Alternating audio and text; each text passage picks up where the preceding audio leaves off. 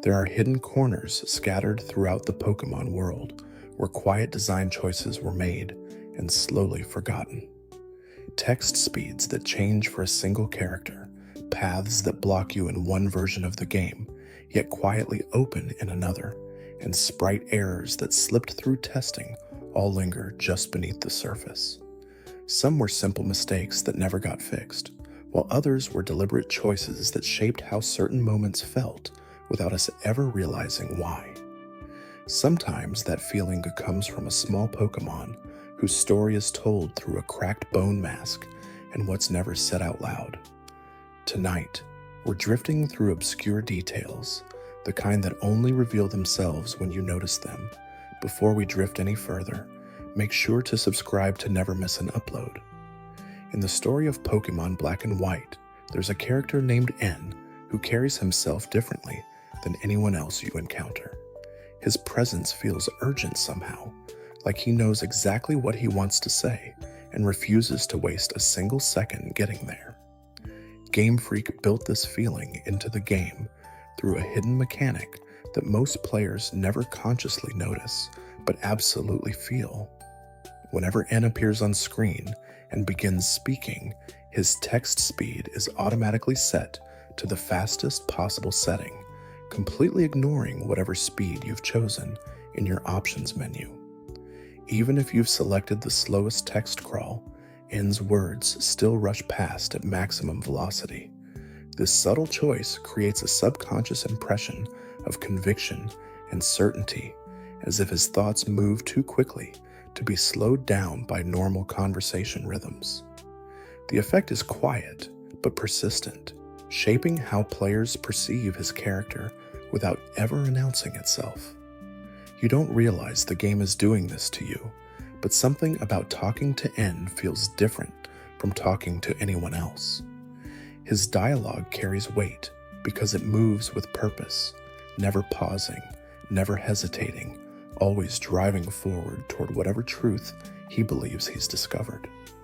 This kind of design sits at the intersection of storytelling and programming, where mechanics become narrative tools without the player ever seeing the machinery at work.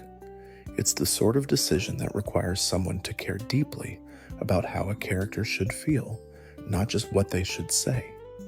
Beyond the text speed, Black and White hide even more layers of detail around N's character.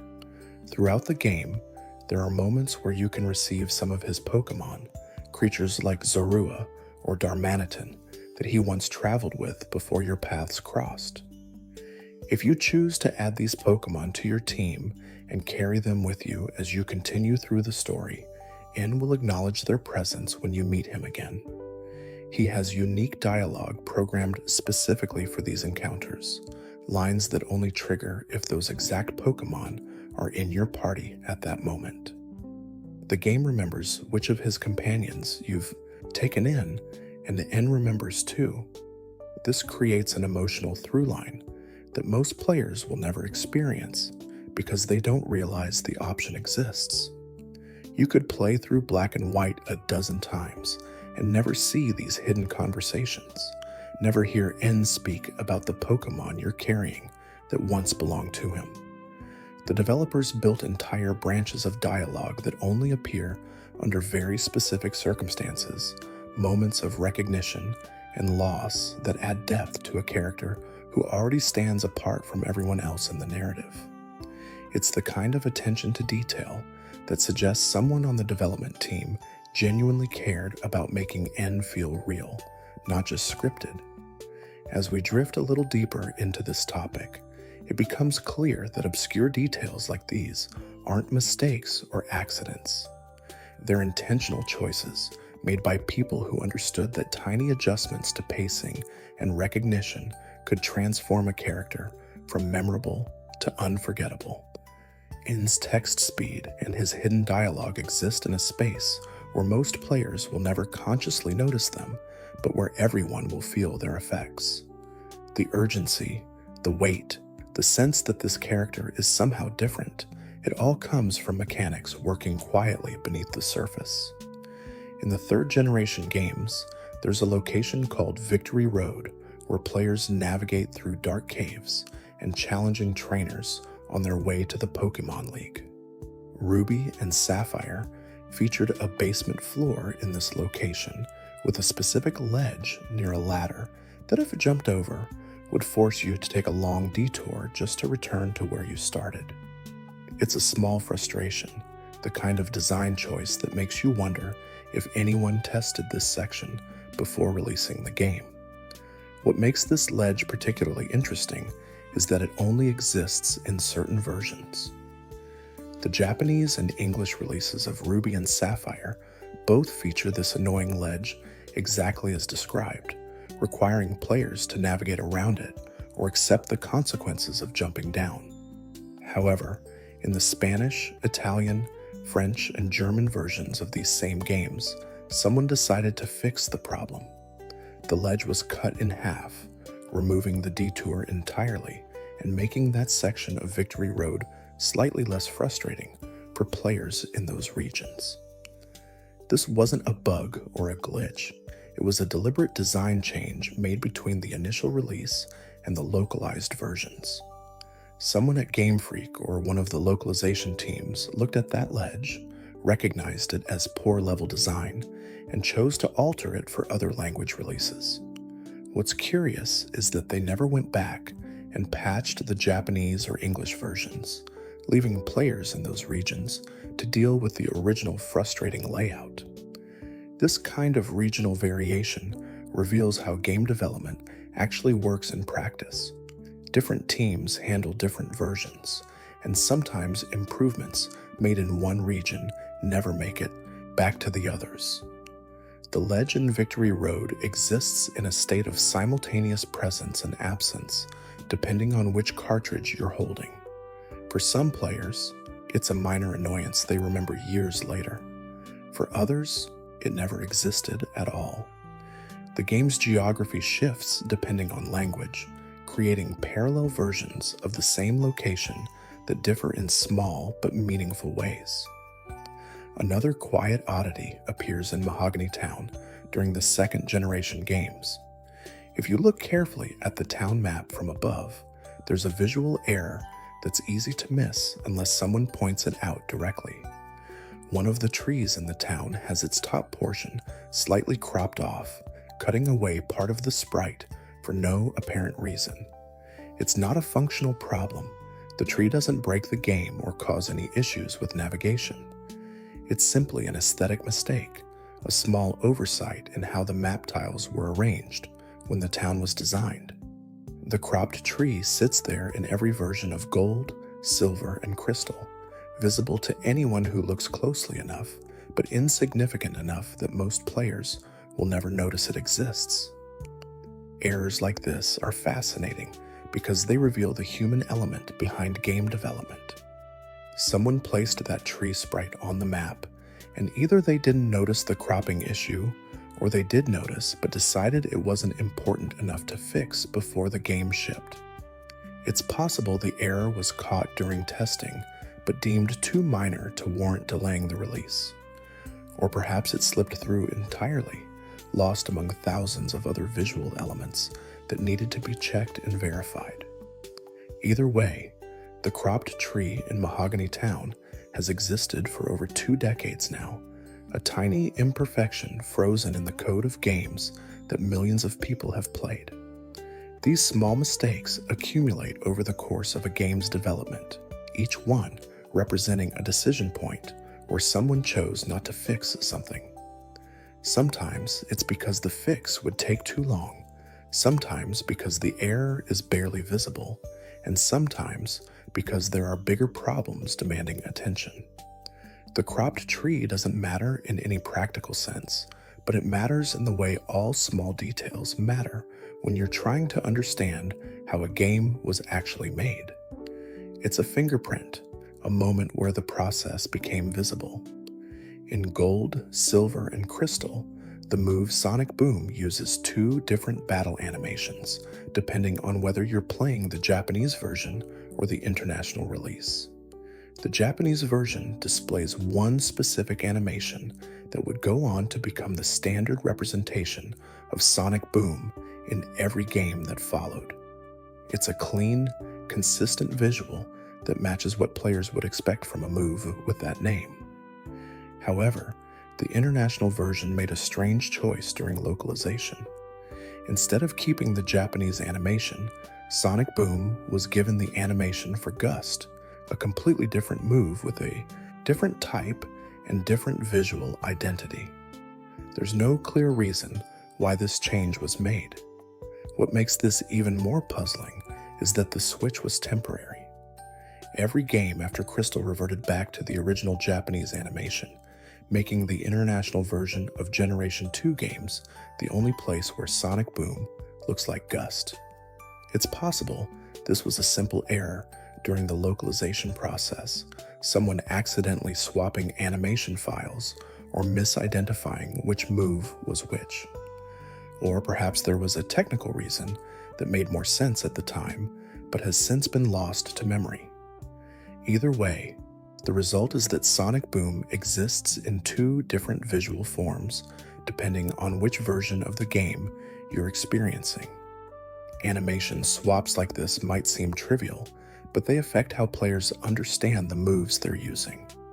Visual consistency helps build a mental library of what each attack should look and feel like. When Sonic Boom suddenly looks identical to Gust, it creates a subtle confusion, a sense that something isn't quite right, even if you can't articulate what's wrong. The fact that this version of the animation only appears in a specific subset of games makes it a historical oddity, a brief moment where the localization team made a choice that was later deemed incorrect and quietly corrected in all future releases. As we drift a little deeper into this topic, we start to see patterns in how these errors emerge. Sometimes they're visual, sometimes they're mechanical, and sometimes they're animation-based, like Sonic Boom's temporary identity crisis. Each one represents a different kind of oversight, a different way that the complex process of making a game can produce unexpected results. The animation swap might not matter to someone playing casually, but it matters to anyone trying to understand the full history of how these moves have been represented across different games and regions. Generation 5 introduced its own collection of sprite errors, small visual mistakes that only become apparent when you examine the character sheets used to animate Pokémon in battle. Slowbro's sprite is one of the more interesting examples. During its battle animation, the Shelder clamped onto its tail rotates and moves, but the angle and positioning make it impossible to see certain parts of the shell. When you look at the actual character sheet used to create this animation, you discover that the Shelder is missing its left eye entirely. The eye was never drawn because the animators knew it would never be visible during normal gameplay. This is a practical decision that makes perfect sense from a development standpoint. Why spend time drawing details that no one will ever see? The animation works fine without the left eye, and most players would never know it was missing. However, if you watch Slowbro's animation carefully and pay attention to the moments where the Shelder rotates, you can occasionally catch glimpses of where that eye should be. There's a visual gap, a sense that something's absent, even though you might not be able to identify exactly what. The missing eye becomes noticeable once you know to look for it, transforming from an invisible efficiency into a visible flaw. Arbok has a similar issue in Generation 5. Its battle sprite is missing a small segment of its tail, a detail that's easy to overlook until you compare the front and back sprites. The front view shows Arbok without a particular line that should connect one segment of its patterned tail to another. Meanwhile, the back sprite includes that missing segment, proving that its absence from the front view was an error rather than an intentional design choice. Someone forgot to draw that one small line when creating the sprite, and no one caught the mistake before the game was released. The error is subtle enough that most players will never notice it, but once you know it's there, it's impossible to ignore. You start looking for that missing tail segment every time Arbok appears, wondering why no one fixed it in later updates or re-releases. These kinds of sprite errors accumulate across a game as large and complex as Pokémon, each one representing a tiny moment where attention slipped or time ran short. They're not game-breaking, but they're permanent, frozen into the visual identity of these creatures in a specific generation. Darmanitan in Zen mode presents another sprite issue from Generation 5. In its normal form, Darmanitan has distinctive squiggly marks on its back that help identify it visually. However, when it transforms into Zen mode during battle, the back sprite becomes completely blank. The squiggly marks disappear entirely, leaving a smooth, unmarked surface that doesn't match how Darmanitan is supposed to look in that form. This wasn't an intentional design choice, as evidenced by the fact that the anime depicts Zen mode Darmanitan with its back markings intact, and every game after Generation 5 corrected the sprite to include them. The blank back sprite exists only in Black, White, Black 2, and White 2, making it another temporary error that was eventually fixed, but never retroactively corrected in the original games. It's the kind of mistake that suggests the sprite artist either forgot to add the markings or assumed they wouldn't be necessary, since players rarely see the back view during normal gameplay. Whatever the reason, Zen mode Darmanitan spent an entire generation looking different than it was supposed to, and most players probably never realized anything was wrong. These sprite errors from Generation 5 share a common thread. They're all cases where details were either forgotten or deliberately omitted under the assumption they wouldn't matter. Missing eyes, missing tail segments, missing back markings, each one represents a small gap between how the Pokémon was designed and how it actually appeared in the game. The errors weren't caught during development, weren't fixed during testing, and only became apparent when players and researchers started examining the games more closely years after release. In the Korean version of Pokémon Gold and Silver, there's a peculiar text formatting error that appears when certain moves are used in battle. Specifically, when Thunder is used, the text that appears on screen includes an extra space between the word lightning and the exclamation point that follows it. This isn't a translation issue or a gameplay problem. It's purely a spacing error, a single extra character inserted where it shouldn't be. The Korean localization team either didn't notice the error or didn't consider it significant enough to warrant fixing before the game was released to that region. Text formatting errors like this are incredibly minor, the kind of thing that only becomes visible when you're specifically looking for differences between language versions. Most players would never notice an extra space, and even if they did, they probably wouldn't think much of it. But these small inconsistencies reveal how localization works in practice. Each language version of a Pokémon game is handled by different teams working under different constraints, and sometimes tiny errors slip through that wouldn't exist in the original Japanese release. The extra space in Thunder's text is unique to Korean Gold and Silver, making it a regional oddity that exists nowhere else in the franchise. This particular discovery was made by a researcher who specializes in finding these kinds of minute differences between game versions. The fact that someone noticed a single extra space in a move's text string speaks to the level of detail some players bring to studying these games. It's not enough to simply play through the story and catch Pokémon. Some people want to understand every variation, every regional difference, every small choice made during localization that resulted in games that are almost but not quite identical across languages. The extra space in Thunder's Korean text is meaningless in isolation, but as part of a larger pattern of regional variations, It helps paint a picture of how complex and fragmented the development and localization process actually was.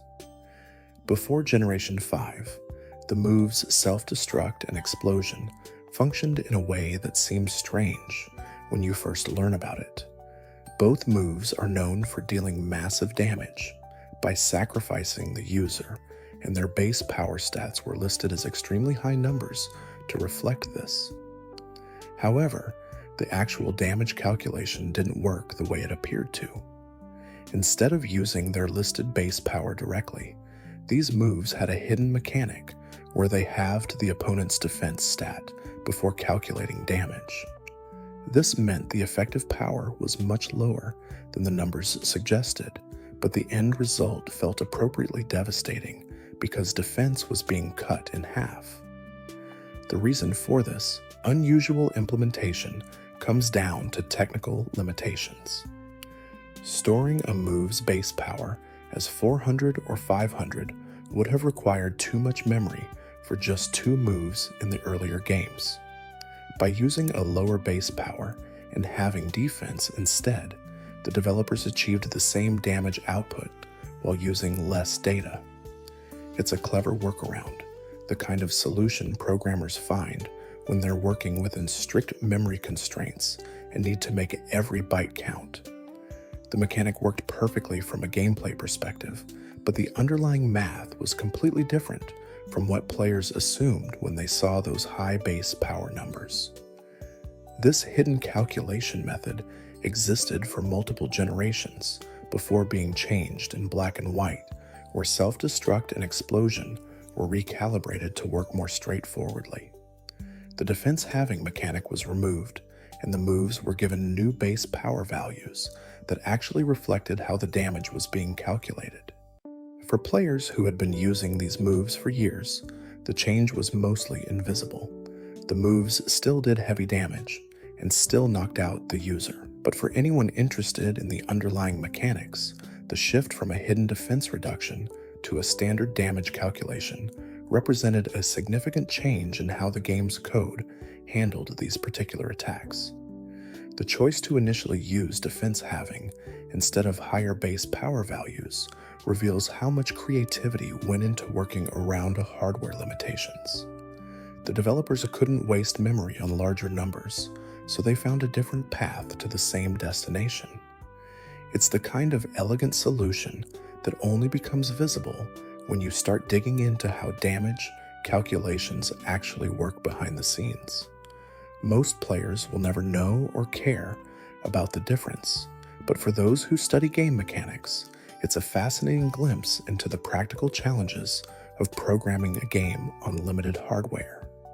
On November 14, 2014, the day Omega Ruby and Alpha Sapphire were released, the Pokémon Company began distributing a special event Pokémon through Wi-Fi. Players who downloaded the game on launch day and connected to the internet could receive a shiny Beldum holding a Metagrossite, a Pokémon that had belonged to the character Steven Stone in the game's story. The distribution ran for several months, giving plenty of people the opportunity to add this creature to their teams during their playthrough. It was a generous giveaway, the kind of event that made players feel rewarded for picking up the game early. However, there's a detail about this event Beldum that many players might not have noticed, depending on when they received it.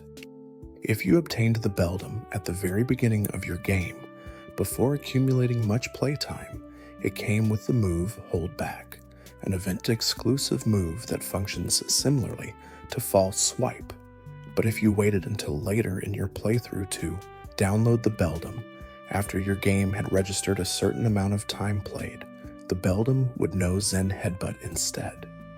The game checked your total playtime and adjusted the Beldum's moveset accordingly, creating 2 different versions of the same event, Pokémon, depending on when you claimed it.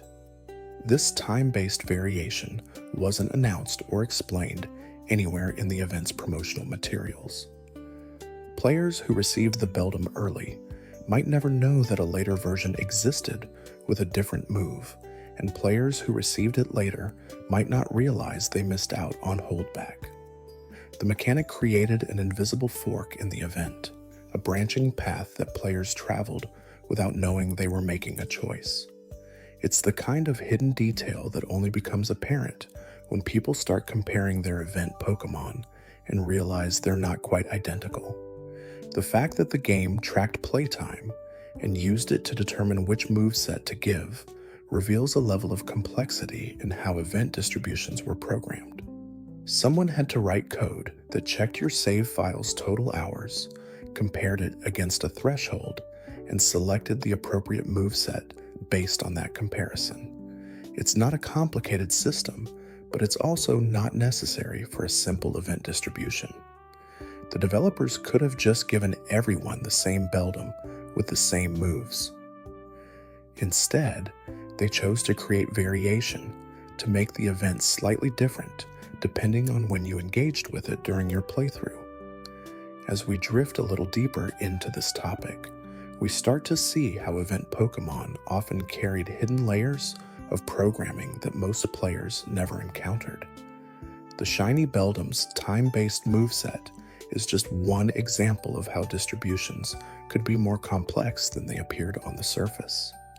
These hidden mechanics didn't fundamentally change the experience of receiving the Pokémon, but they added texture and variation to events that might otherwise have felt identical for everyone who participated. In the original Pokémon Red and Blue, there's a peculiar data structure buried in the game's code that was discovered years after release. Every Pokémon in the game has a hidden cry pitch value that determines how their voice sounds when they appear in battle or in menus. Most Pokémon have unique values that were carefully chosen to match their design and personality. However, 3 Pokémon in Generation 1 share the exact same cry pitch, an unusual coincidence in a game where variety was typically prioritized. These 3 Pokémon are Poliwag, Ditto, and Poliwrath. The shared cry pitch creates an audible connection between these 3 creatures that players might not consciously notice, but can definitely hear if they pay attention. Poliwag's cry sounds similar to Ditto's, and both echo in Poliwrath's deeper voice. This wasn't necessarily intentional design meant to suggest some hidden relationship between them. It's more likely a coincidence, or a result of how cry pitches were assigned during development. Still, the fact that Ditto, a Pokémon known for its transformative abilities and mysterious origins, shares a cry pitch with the Poliwag evolutionary line has fueled speculation among players who enjoy connecting dots in the game's code. Cry pitch values are one of many hidden numerical attributes assigned to every Pokémon, most of which have no impact on gameplay, but contribute to how each creature feels and sounds. The developers had to assign these values to hundreds of Pokémon, and in the process, some ended up sharing characteristics that create accidental connections. The Poliwag Ditto Poliwrath cry pitch coincidence is exactly that, an accident that looks like it might mean something but probably doesn't.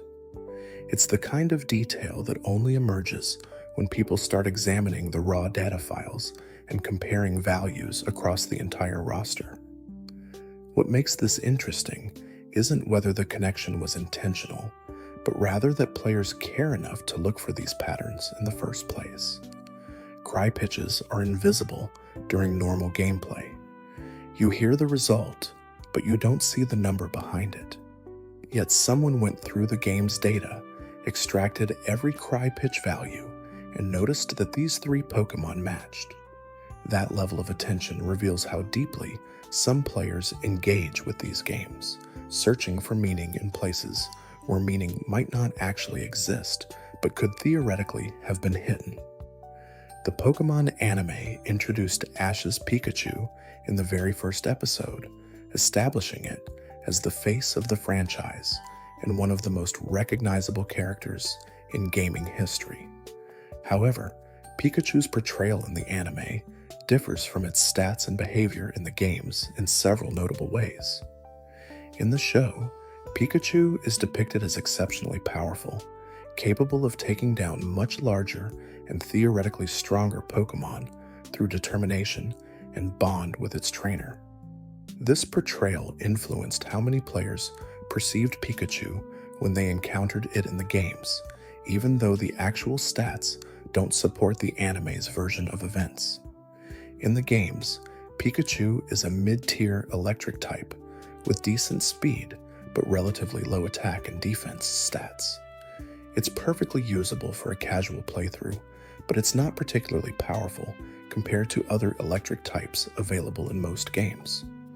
The anime created an expectation that Pikachu should be strong, and Game Freak responded to this expectation in interesting ways over the years. Pikachu was given access to exclusive items like the Light Ball, which doubles its attack and special attack when held.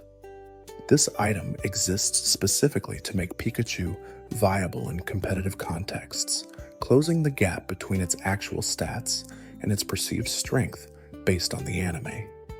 The Light Ball is a fascinating example of how the games and anime influenced each other. The anime made Pikachu famous and powerful, and the games responded by creating a mechanic that allowed Pikachu to actually be powerful if you chose to use it. Without the Light Ball, Pikachu would remain a cute but relatively weak Pokémon that most players would evolve into Raichu for better stats. With the Light Ball, Pikachu becomes a legitimate threat, capable of hitting harder than Raichu while maintaining its iconic unevolved form. The item bridges the gap between media, allowing the game version of Pikachu to live up to the anime version's reputation.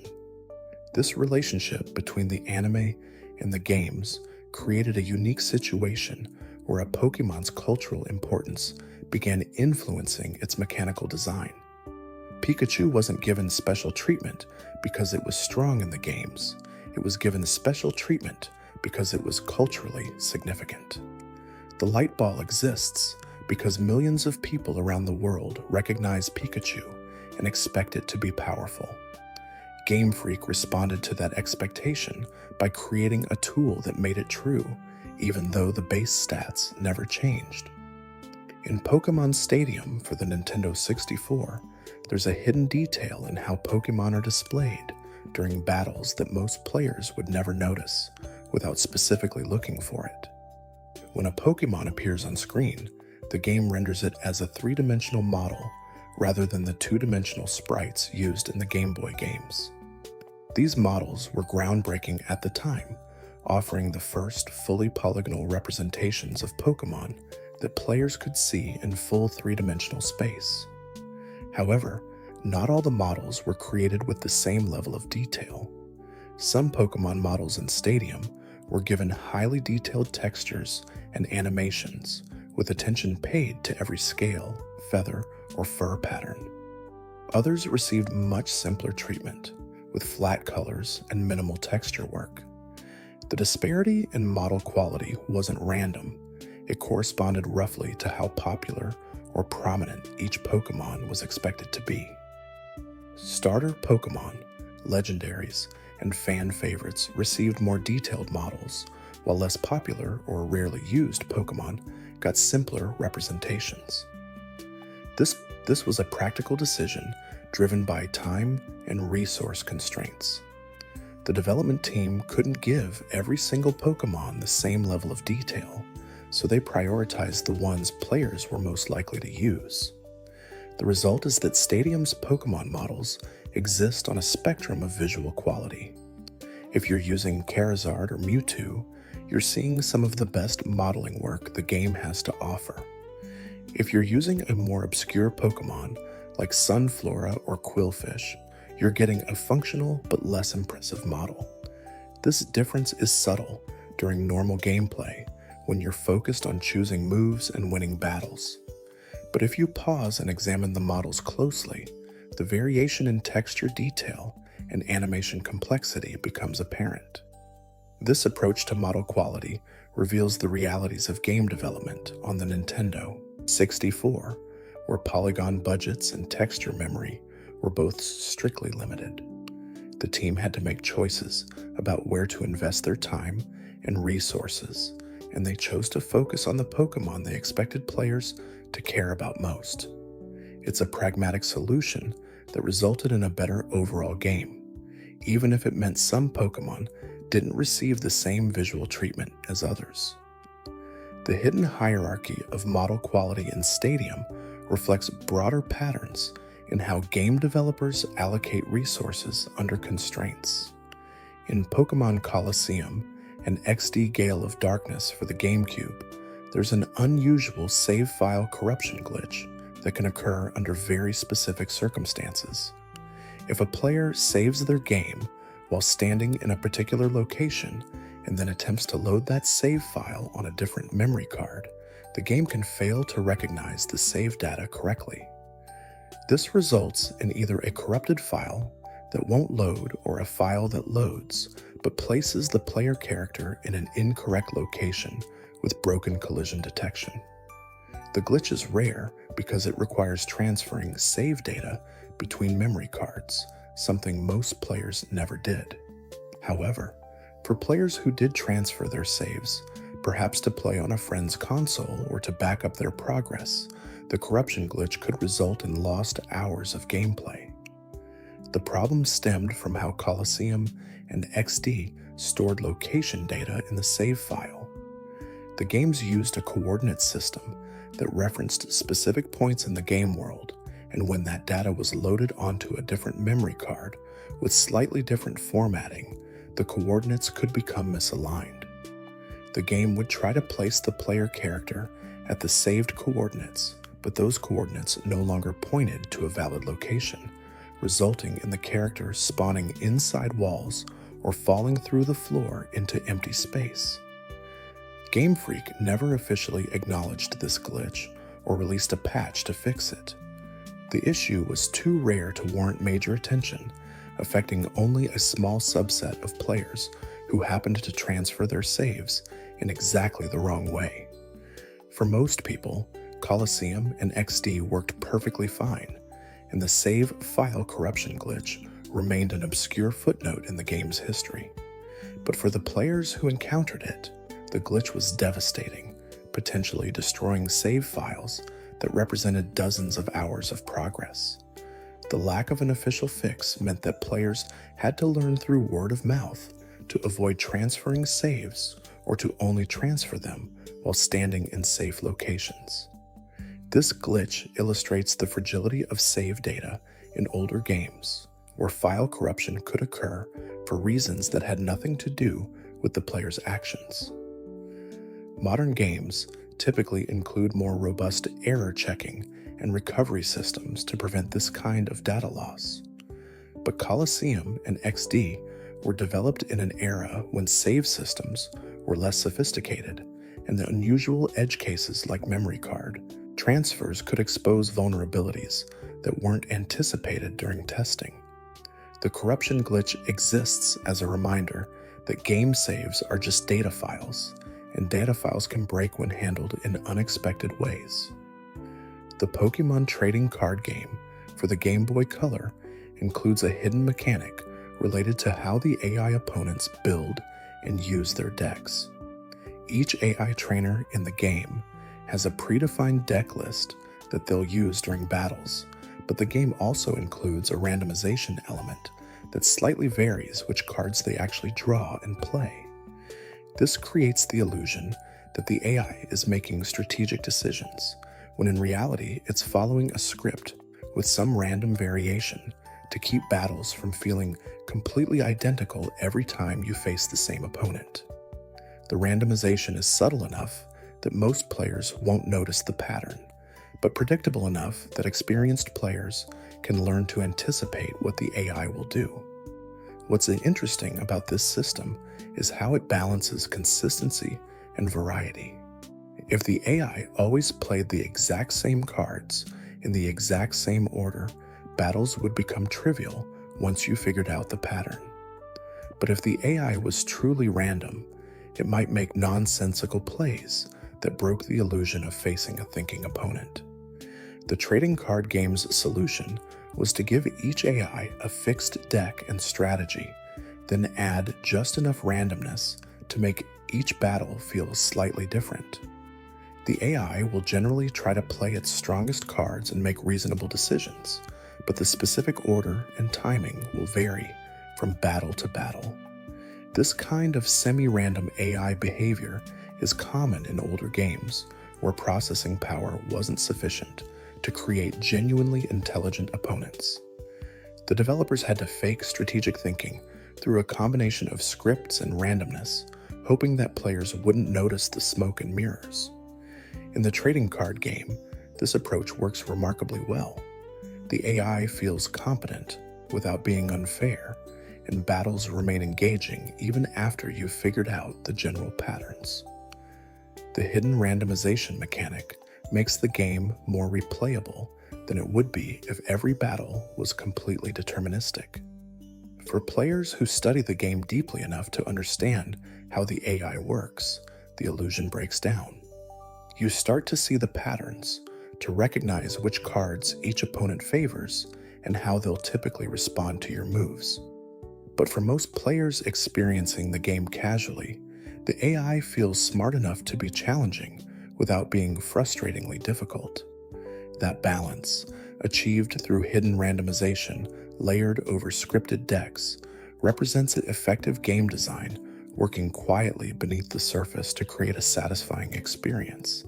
If you're still awake halfway through, maybe subscribe before you drift off, and tell me what time it is where you're watching from. In Pokémon Emerald, there's a location called the Battle Pyramid that operates differently from most other battle facilities in the series. Instead of selecting your own team, you're given a random selection of rental Pokémon to use during your challenge. The rental pool includes fully evolved Pokémon at high levels, species you typically wouldn't encounter in the wild until much later in the game, or in some cases not at all without trading. What makes the Battle Pyramid particularly unique is that these rental Pokémon can be shiny, appearing with their alternate color palettes and the telltale sparkle animation when they're sent into battle. However, there's a cruel irony to this feature. Because you're using rental Pokémon that don't belong to you, there's no way to capture them even if you encounter a shiny. You don't have access to your bag or any Pokeballs during Battle Pyramid runs, meaning a shiny rental Pokémon is something you can use temporarily but never actually keep. The game gives you these rare, valuable creatures for a few battles and then takes them away, leaving you with nothing but the memory of what you briefly held.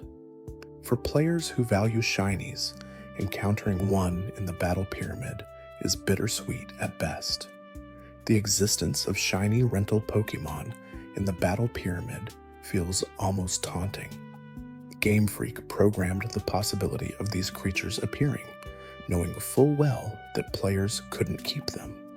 It's possible this was an oversight, that no one on the development team considered whether it made sense to allow shinies in a context where they couldn't be captured. Or perhaps it was intentional, a way to show players what these rare creatures looked like, without actually giving them the opportunity to obtain them legitimately. Either way, the result is a feature that creates frustration rather than excitement for anyone lucky or unlucky enough to encounter a shiny they can't keep. There is, however, a workaround that some players have discovered. Through the use of cheat devices like Action Replay or R4 cards, it's possible to modify your game to allow access to Pokeballs during Battle Pyramid challenges. With this modification, shiny rental Pokemon become capturable, transforming the Battle Pyramid into a unique, shiny hunting location. Players using this method have documented catching shiny versions of fully evolved starters like Charizard and Blastoise, as well as other rare species like Metagross and Flygon. The modified Battle Pyramid becomes one of the only ways to obtain certain shiny Pokemon without going through the normal breeding or encounter processes. Alternatively, there's a glitch called the Pomeg glitch that can be exploited to obtain Pokeballs without using external cheat devices. This glitch requires specific setup and careful execution, but it achieves the same result, allowing players to access items they normally wouldn't have during battle pyramid runs. The glitch takes advantage of how the game handles HP values when certain berries are used, creating a cascade of errors that ultimately allow access to the bag. Once you can open your bag, you can use Pokeballs on rental Pokemon, including any shinies you encounter. The fact that players have gone to such lengths to capture Battle Pyramid shinies reveals how deeply some people engage with the shiny hunting aspect of Pokemon games. They're willing to use glitches and cheat devices to spend hours manipulating the game's systems, all for the chance to obtain creatures that the developers never intended them to have. The Battle Pyramid's shiny rental Pokemon exist in a liminal space between official feature and unintended consequence, something the game allows but doesn't support, something players can experience but aren't supposed to keep.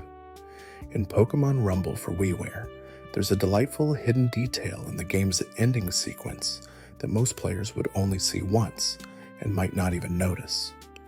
During the credits, the camera pans across a scene showing various Pokemon gathered together, celebrating the completion of the game's story. These background Pokemon are purely decorative, not interactive in any way, just part of the visual spectacle designed to make the ending feel more alive and populated. However, any of these background Pokemon have a chance to appear as shinies, showing their alternate colorations as they stand among the crowd. This feature is remarkable because it serves absolutely no gameplay purpose. The shinies in the credits can't be captured, can't be interacted with, and appear for only a brief moment as the camera moves past them. They exist purely as a visual treat, a tiny surprise for players who happen to be paying attention during what's typically a passive viewing experience. Most people probably watch the credits once, if at all, and wouldn't think to look closely at the background Pokemon to check if any are shiny. But the possibility is there, programmed into the game as an Easter egg that rewards careful observation. The only documented instances of credits shinies in Pokemon Rumble are a shiny Golem and a shiny Goldeen, both captured on video by players who happened to notice the alternate colors and were recording at the time. It's likely that many more credits shinies have appeared over the years in playthroughs that weren't recorded or in games played by people who didn't realize what they were seeing.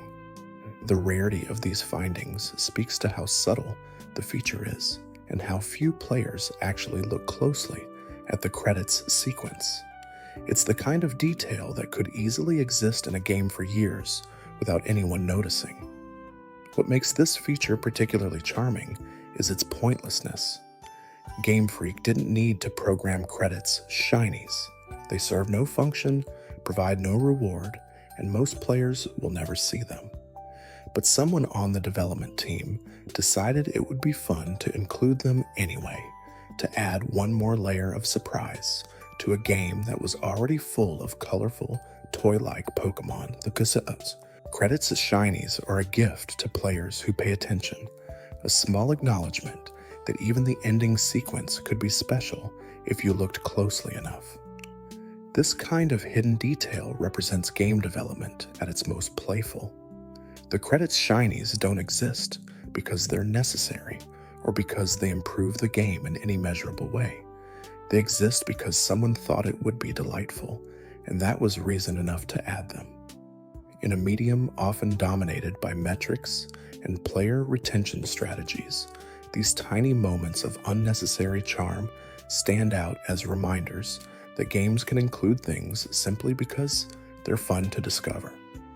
Throughout the Pokemon series, shinies have maintained a curious relationship with official lore and developer commentary. Despite being one of the most recognizable and pursued features in the games, shinies are rarely acknowledged within the game world itself. NPCs don't react to shiny Pokemon, the Pokédex doesn't mention them, and the story never addresses why some creatures appear in alternate colors while others don't. This silence creates a strange disconnection between how important shinies are to players and how invisible they are within the game's narratives. The developers have similarly avoided explaining shinies in detail through official channels. There's no canonical reason given for why shinies exist or what they represent in the Pokémon world. Are they genetic mutations? Rare color morphs? Something else entirely? The games don't say, and Game Freak has historically declined to provide definitive answers. This deliberate vagueness allows shinies to remain mysterious, a feature that players can interpret and understand in their own ways without being constrained by official explanations that might reduce their magic. This approach to shinies as unexplained phenomena creates space for player imagination and community speculation. Without official answers, players have developed their own theories about what shinies mean and why they exist. Some see them as truly rare genetic variations, others as glitches in the Pokémon world's natural order, and still others as something more spiritual or meaningful. The lack of canonical explanation allows all these interpretations to coexist, each adding its own layer of meaning to the experience of encountering a shiny. The decision to keep shinies mysterious also serves a practical purpose. By not explaining them, Game Freak avoids creating lore that might constrain future game design decisions. If shinies were canonically explained as one specific thing, it might limit how they could be implemented in future games or what mechanics could be associated with them. By leaving them vague and undefined, the developers maintain maximum flexibility to adjust to shiny rates, introduce new hunting methods, or change how shinies function without contradicting established lore. In Generation 1, before the concept of shinies officially existed, it's still possible to encounter Pokémon that will become shiny when traded to Generation 2 games. This works because of how shinies were determined in Gold, Silver, and Crystal. Shininess in these games wasn't a separate flag or attribute. It was calculated based on the Pokémon's IV values, the hidden stats that determined its strength in various categories. If a Pokémon had exactly the right combination of IVs, it would display as shiny when viewed in a Generation 2 game. Since Generation 1, Pokémon also have IVs, and since those IVs are preserved when trading forward to Generation 2, it's theoretically possible to catch a Pokémon in red, blue, or yellow that has the correct IV combination to become shiny after transfer. Players who understand this mechanic can actively hunt for more shinies in Generation 1 by catching Pokémon and checking their stats to see if they match the required values. It's a tedious process that requires knowledge of exactly which IV combinations produce shininess, but it's entirely possible to do with patience and dedication. What makes this even more interesting is that the IV-based shiny system in Generation 2 can be exploited to obtain shiny Johto Pokémon through Generation 1 games. Through specific glitches, players can manipulate the data in red, blue, or yellow to create Pokémon with index numbers and IV values that don't correspond to any legitimate Generation 1 species. These glitched Pokémon, often variations of Missing Gnome, can be carefully constructed to match the exact specifications needed to become a specific Johto Pokémon with shiny appropriate IVs when traded to Generation 2. The process is complex and requires deep knowledge of how Generation 1 stores Pokémon data and how that data is interpreted when transferred to Generation 2. But the result is that players can obtain shiny Johto starters, shiny legendary beasts, or any other Generation 2 Pokémon as shinies by creating the appropriate glitch Pokémon in Generation 1 and trading it forward. The glitched creature transforms during the trade, becoming a legitimate Pokémon with all the correct attributes, including shininess. It's a fascinating exploit that bridges two generations, using the incompatibilities and quirks in how they handle data to create outcomes that weren't intended by the developers. This technique represents the kind of deep, mechanical understanding that some players bring to these games.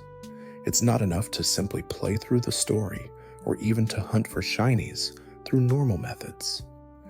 Some players want to break the systems, to find exploits and glitches that allow them to obtain things that should be impossible. The Generation 1 to Generation 2 shiny transfer glitch is exactly that, an impossible thing made possible through careful manipulation of how the games store and transfer data. It exists at the intersection of programming knowledge and Pokémon fandom, where an understanding code becomes a tool for achieving in-game goals. In Pokémon X and Y, there's a mechanic called Poké Radar that allows players to chain encounters with the same species in order to increase the chances of finding a shiny. The chain builds as long as you keep encountering the same Pokémon in shaking grass patches, with the shiny odds improving the higher your chain gets. At a chain of 40 encounters, the shiny rate reaches its maximum boost, making it significantly more likely that the next encounter will produce a shiny. This system rewards patience and careful execution, as breaking the chain by encountering a different species or failing to find shaking grass resets your progress to 0. What makes the Poké Radar interesting from a mechanical perspective is how it gamifies the shiny hunting process. Instead of relying purely on random chance over thousands of encounters, the Poké Radar gives players a system they can engage with, a set of rules and behaviors to master in order to improve their odds. The method requires understanding which grass patches to choose, how to maintain chains without breaking them, and when to reset if things go wrong. It transforms shiny hunting from a passive waiting game into an active, skill-based challenge. However, the Poké Radar also introduces new ways to fail. A broken chain means all your accumulated progress is lost, and you have to start over from the beginning. This creates moments of intense frustration when a chain breaks at 39 encounters, just one short of maximum odds, or when a carefully maintained 40 chain ends because you got unlucky with grass patch placement. The system gives players more control over their shiny hunting, but that control comes with the possibility of failure that feels worse than simple bad luck because it often involves mistakes you made rather than pure randomness. The Poké Radar represents a broader design philosophy in modern Pokémon games, where shiny hunting methods have evolved from pure random encounters to complex systems with rules and optimizations. Each generation introduces new mechanics, new methods, new ways to manipulate or improve shiny odds. The Poké Radar is one of many such systems, sitting alongside Friend Safari in X and Y, SOS Chaining in Sun and Moon, and Dynamax Adventures in Sword and Shield. Each method offers its own balance of effort, skill, and randomness, appealing to different types of players with different preferences for how they want to hunt. The evolution of shiny hunting mechanics shows how Game Freak has responded to community interest in shinies over time. What started as a completely random rare occurrence has gradually been given more structure, more ways for players to actively pursue these creatures rather than simply hoping to stumble upon them. The Poké Radar and similar mechanics acknowledge that players want agency in their shiny hunts, want to feel like they're working toward a goal rather than just rolling dice endlessly. By providing these systems, the games validate shiny hunting as a legitimate form of gameplay rather than just a strange quirk some players care about. In Pokémon Sword and Shield, there's a glitched area called the Void that players can access through careful manipulation of the game's boundaries. The Void is an out-of-bounds region where normal game rules don't fully apply, a space that exists in the game's code but wasn't meant to be reachable during normal play. Getting to the void requires exploiting specific collision detection errors, walking through walls, or off the edges of normally solid boundaries until you end up in empty space beyond the game's designed areas. Once there, you can move freely through an endless expanse with no terrain, no NPCs, and no scripted events. What makes the void interesting for shiny hunters is a peculiar property of how location data is recorded for Pokémon.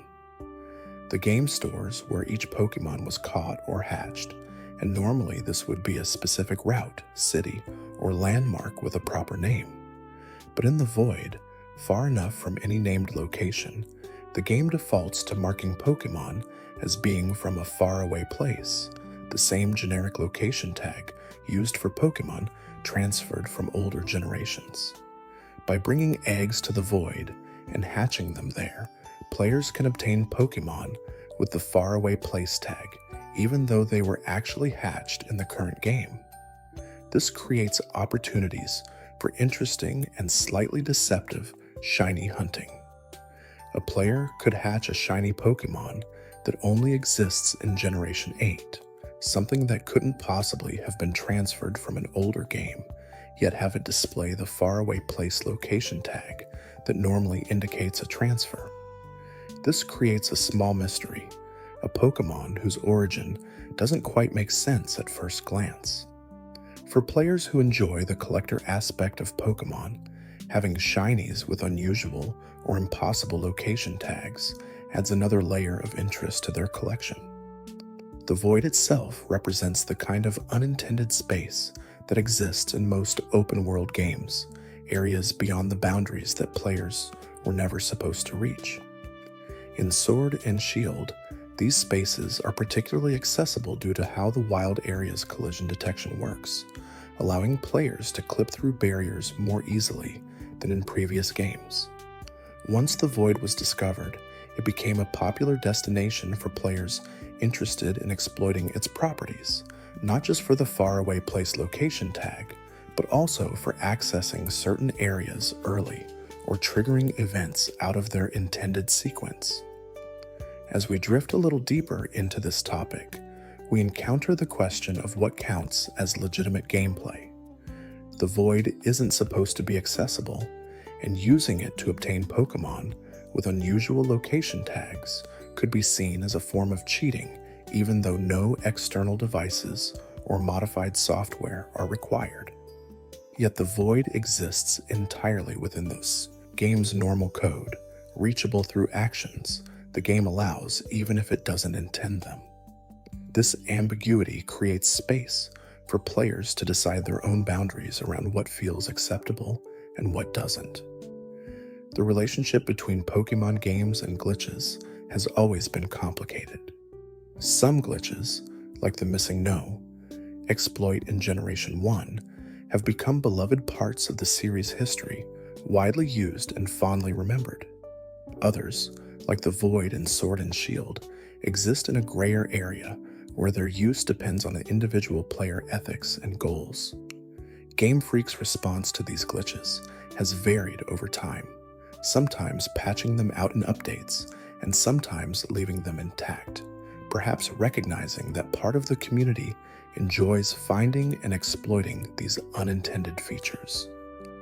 In Generation 2, there's a specific combination of events that can cause the game to corrupt save data in a way that's difficult to recover from.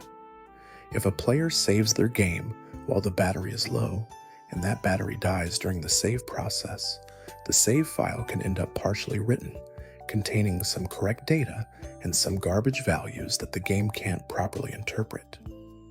When attempting to load this corrupted save, the game might freeze, display error messages, or in some cases load into a broken game state where the player character is stuck in walls or essential NPCs have disappeared. This kind of save corruption was more common in the era of cartridge-based games where saves were stored on battery-backed RAM. The batteries in Generation 2 cartridges were designed to last for years, but they weren't immortal, and as the games aged, battery-related save corruption became more frequent. Players who had kept their gold, silver, or crystal cartridges since childhood might one day turn on the game to find that their save file had vanished or become unloadable, the battery having finally died and taken years of progress with it.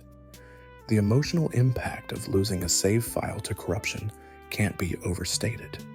For many players, these saves represented not just hours of gameplay, but memories of childhood, teams they'd built and cared about, events they'd participated in, and Pokémon they'd traded for with friends. When a save file corrupts, all of that disappears, leaving only the knowledge that it once existed.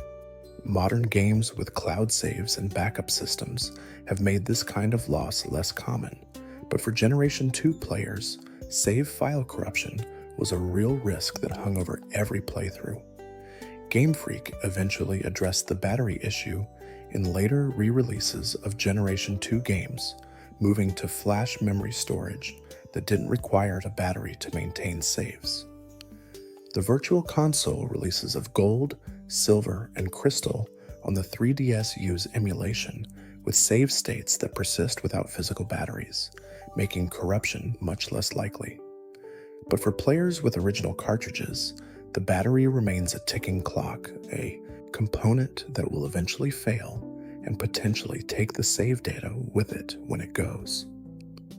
The knowledge that Generation 2 saves are fragile has led to a preservation community focused on backing up old cartridges before their batteries die. Using specialized hardware, players can extract save files from cartridges and store them digitally, preserving the data even after the original battery fails. This process requires specific tools and technical knowledge, but it allows players to maintain save files from decades ago, keeping alive the teams and progress they accumulated in childhood. The preservation community represents a way of fighting against the inevitable decay of physical media, ensuring that game saves outlast the hardware they were created on. In Pokémon Ruby and Sapphire, there's a legendary Pokémon encounter with Rayquaza that includes a hidden detail most players would never notice unless they were specifically looking for it. When you approach Rayquaza at the top of Sky Pillar, the game loads a specific background music track that plays during the encounter. However, the music that plays during the Rayquaza battle is actually a slightly modified version of the standard legendary battle theme, with subtle differences in instrumentation and tempo that set it apart from battles with Groudon or Kyogre. These musical variations aren't random, they're carefully composed to match the legendary Pokémon you're encountering. Rayquaza's battle theme has a more ethereal quality than Groudon's, with higher pitches and faster rhythms that evoke the sky and wind. Most players experiencing the battle for the first time wouldn't consciously notice these differences, but they contribute to the feeling that each legendary encounter is unique and special. The music helps establish the atmosphere and tone, subtly reinforcing that you're facing something different from ordinary wild Pokémon or even other legendaries. The attention to musical detail in Pokémon games often goes unrecognized because music works subconsciously, shaping how we feel about moments without explicitly calling attention to itself. A good soundtrack makes you feel excited during important battles, relaxed in safe towns, and tense in dangerous areas, all without you necessarily thinking, "This music is making me feel this way." The Rayquaza battle theme is effective because it enhances the encounter without overwhelming it, providing an audio backdrop that feels appropriate without demanding conscious attention. Game Freak's music team has consistently put enormous effort into creating varied and memorable soundtracks for every Pokémon game. Each route has its own theme, each town has its own melody, and each important battle has music carefully designed to match the moment. The subtle variations in legendary battle themes represent just one example of this attention to detail, one way that music contributes to making each encounter feel distinct and meaningful. For players who pay attention to soundtracks, these variations are delightful discoveries. For everyone else, they work invisibly, shaping the experience without announcing themselves. In Pokémon Black and White, there's a hidden mechanic related to how the camera moves during battles that adjusts based on the size and position of the Pokémon on screen. When a particularly large Pokémon enters battle, the camera zooms out slightly to ensure the entire sprite fits within the frame. Similarly, when a very small Pokémon appears, the camera zooms in to keep the sprite from looking too tiny relative to the background. These zoom adjustments happen automatically and seamlessly, maintaining visual consistency across battles with hundreds of different species. What makes this interesting is how much work went into creating a system that most players would never consciously notice. The camera movements are smooth and subtle enough that they don't draw attention to themselves. They simply ensure that every Pokémon looks appropriately sized relative to the battlefield. Without this system, battles would feel inconsistent, with some Pokémon appearing too large or too small for the space they occupy. The dynamic camera adjusts for these size differences automatically, creating a more polished and professional presentation. This kind of invisible quality of life system represents significant development effort spent on something that produces no obvious feature to advertise. Players don't see dynamic battle camera listed on the back of the box, and reviews rarely mention it because it's not flashy or noticeable. But it makes the game better in subtle ways, smoothing out rough edges and ensuring visual consistency. The battles in Black and White feel better than they would without the camera adjustments, even though most players couldn't tell you exactly why. Game development is full of these invisible systems, mechanics that exist purely to prevent problems rather than to create obvious features. The dynamic battle camera in Black and White prevents size inconsistencies from becoming distracting or immersion breaking. It's a solution to a problem most players would never think about because the solution works well enough to make the problem invisible. Only by looking at how the game actually functions behind the scenes do you discover these careful adjustments, these small touches that add up to a more polished experience. In Pokémon Diamond and Pearl, there's a location called the Old Chateau where ghost-type Pokémon can be encountered in an atmospheric, abandoned mansion. The Old Chateau is designed to be creepy, with dark rooms, mysterious portraits, and an overall sense of unease that sets it apart from most other locations in the game. However, there are additional elements hidden in the mansion that only appear under very specific conditions, details that make the location even more unsettling if you happen to encounter them. In one room of the mansion, if you stand in exactly the right position at exactly the right time, a ghostly figure will appear briefly in the background before vanishing. The figure is part of the scenery, not an interactable NPC or a Pokémon, just a sprite that appears and disappears to create atmosphere. Most players will never see this figure because they won't happen to be standing in the correct spot when the trigger conditions are met. For those who do see it, the experience can be genuinely startling, a moment of unexpected horror in a game that's typically lighthearted and cheerful. Similar ghostly apparitions appear in other rooms of the Old Chateau under different conditions. There's a floating girl in one hallway, an old man in another room, each appearing briefly before fading away. These apparitions serve no gameplay purpose, they can't be interacted with, don't provide items, and have no impact on your progress through the mansion. They exist purely to create atmosphere, to make the Old Chateau feel genuinely haunted rather than just aesthetically spooky. The fact that they're so rare and conditional makes them feel more real when you do encounter them, like genuine ghost sightings rather than scripted events. The Old Chateau's hidden apparitions represent a particular approach to environmental storytelling in Pokémon games. Instead of explaining everything through text or dialogue, the mansion tells its story through atmosphere and rare visual events. The game never explicitly states that the old chateau is haunted or provides a backstory for the ghostly figures. They simply exist, appearing and disappearing according to their own mysterious rules, leaving players to wonder what they saw and what it means. This restraint makes the location more effective, allowing the mystery to remain mysterious rather than being explained away. For players who explore thoroughly and spend time in the old chateau, the ghostly apparitions reward that exploration with moments of genuine surprise. For players who rush through the location, the apparitions might never appear at all, remaining hidden possibilities they never discovered. This creates different experiences of the same location depending on how you engage with it, rewarding patience and thorough exploration with content that more hurried players will miss entirely.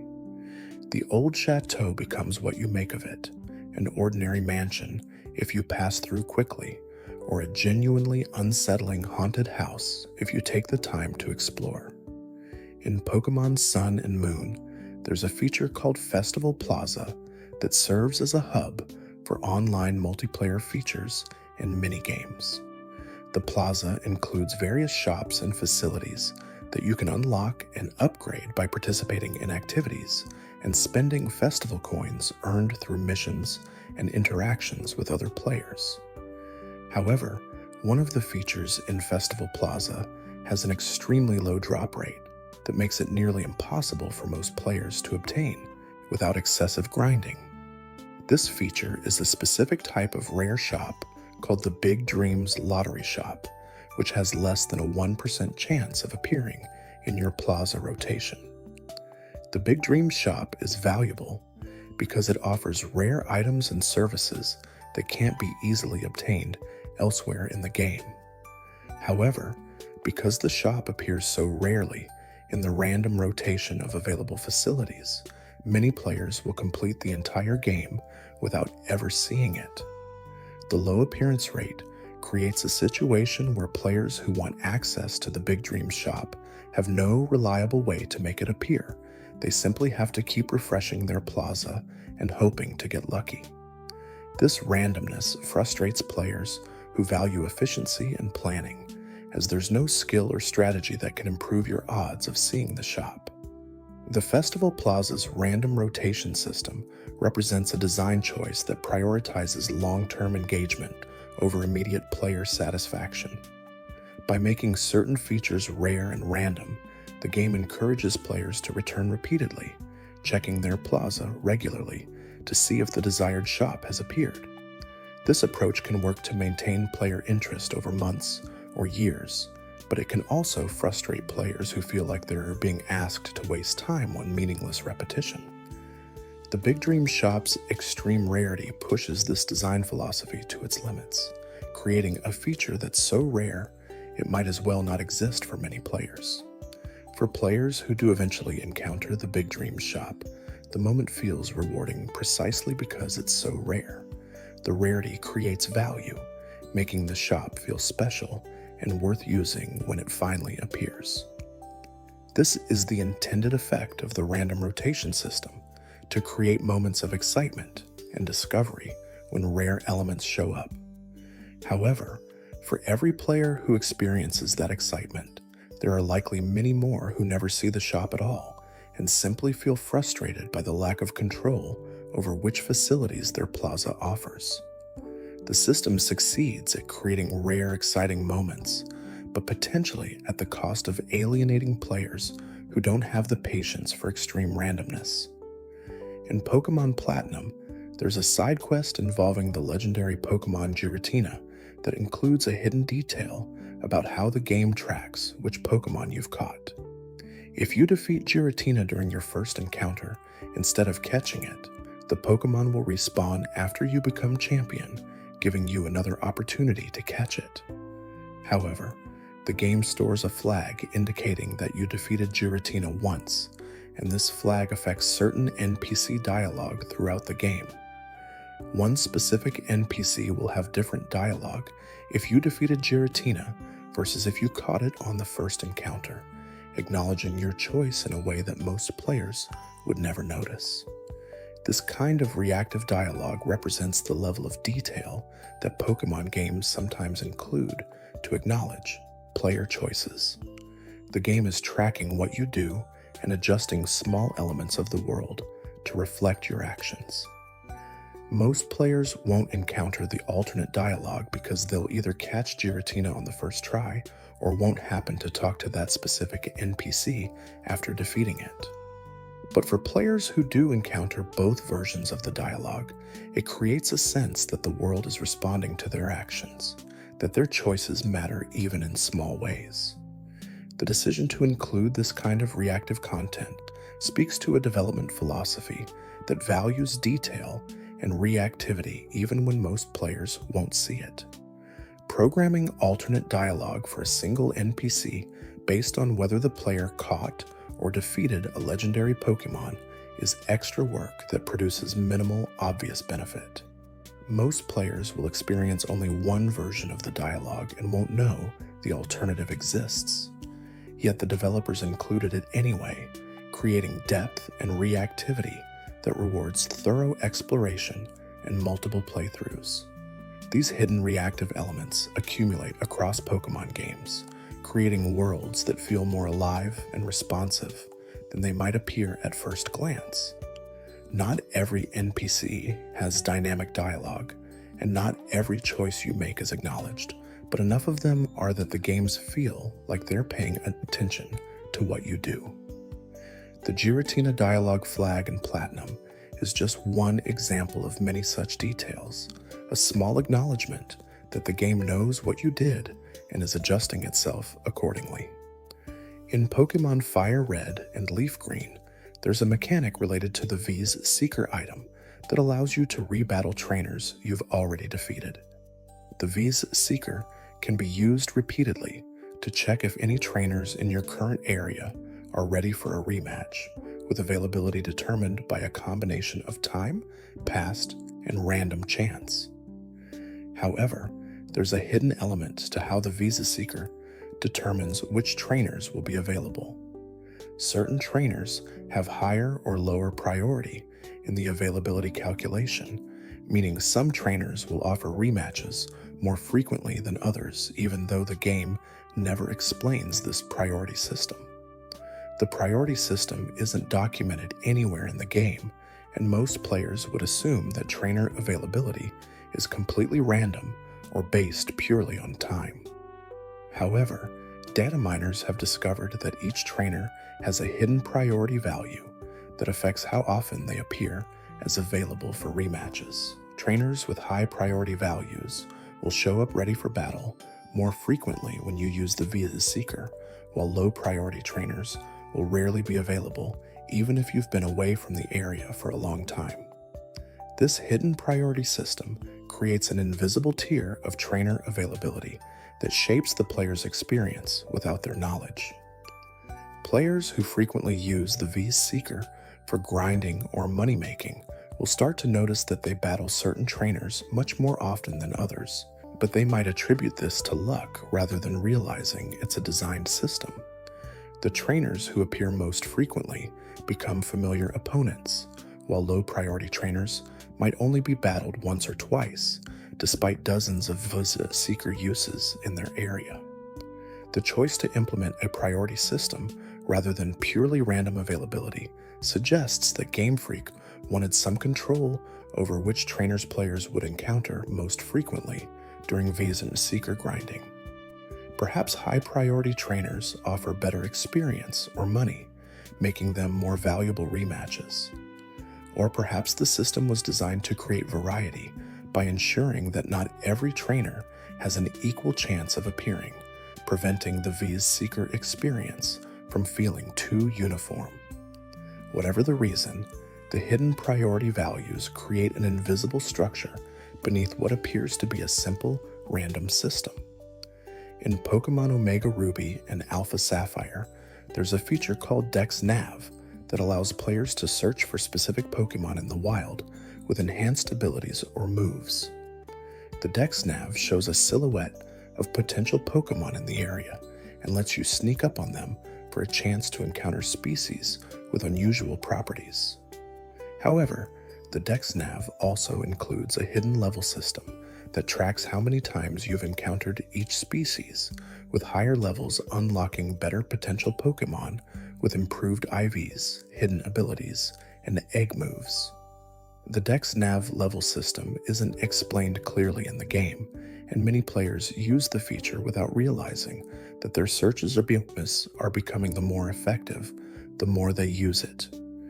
Each successful encounter with a species increases your Dex Nav level for that Pokémon, gradually improving the quality of future encounters. At high Dex Nav levels, you can consistently find Pokémon with perfect IVs and multiple stats, hidden abilities that are normally very rare, and egg moves that would typically require breeding to obtain.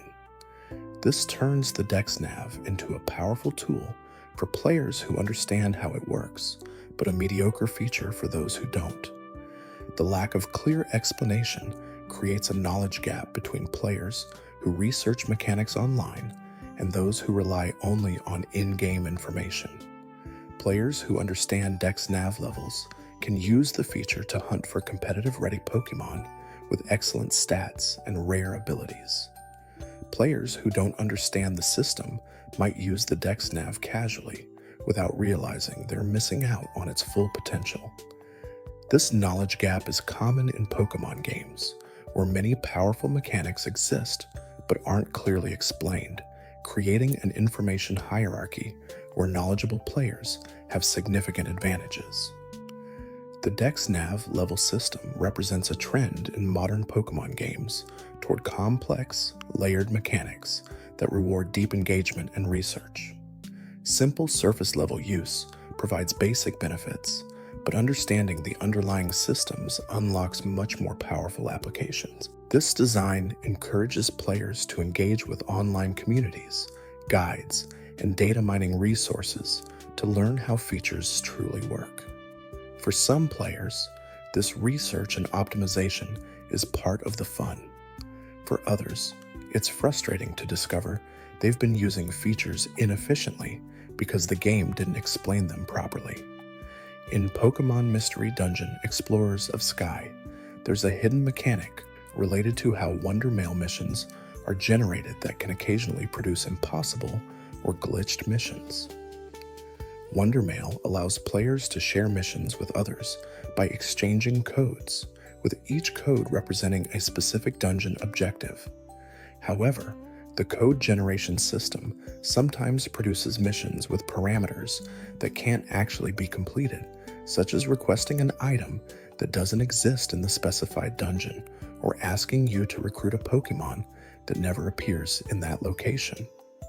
These impossible missions can be accepted and attempted, but completion is impossible because the specified goal doesn't exist.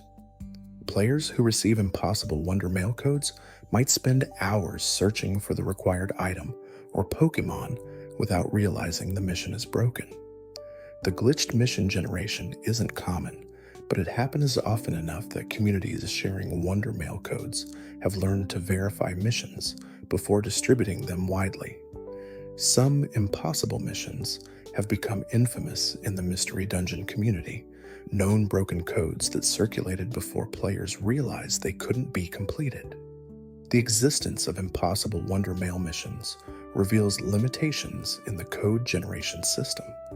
The algorithm that creates mission codes doesn't include sufficient error checking to ensure that every generated mission is actually completable.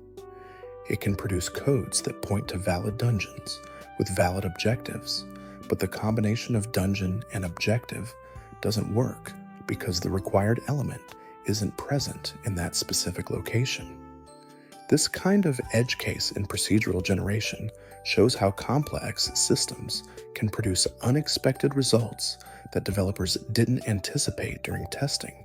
For players who encounter impossible missions, the experience can be frustrating, but also strangely fascinating. There's something compelling about a broken mission code, a set of instructions that appears valid but leads nowhere. It's like a puzzle that can't be solved, a quest that exists in the game's systems but not in its actual playable content. The impossible missions exist in a liminal space between functional game content and glitched nonsense, technically part of the Wonder Mail system, but fundamentally broken. In Pokémon Ranger Guardian Signs, there's a feature that allows players to download special missions through Wi-Fi distribution events. These missions were time-limited, available only during specific promotional periods, and once the event ended, the missions became permanently inaccessible to players who didn't download them. This created a form of missable content where portions of the game could only be experienced by players who were actively playing during the right time window and had access to Wi-Fi connectivity. The time-limited nature of these missions frustrated players who discovered the game after events had ended or who lacked reliable internet access during the distribution period.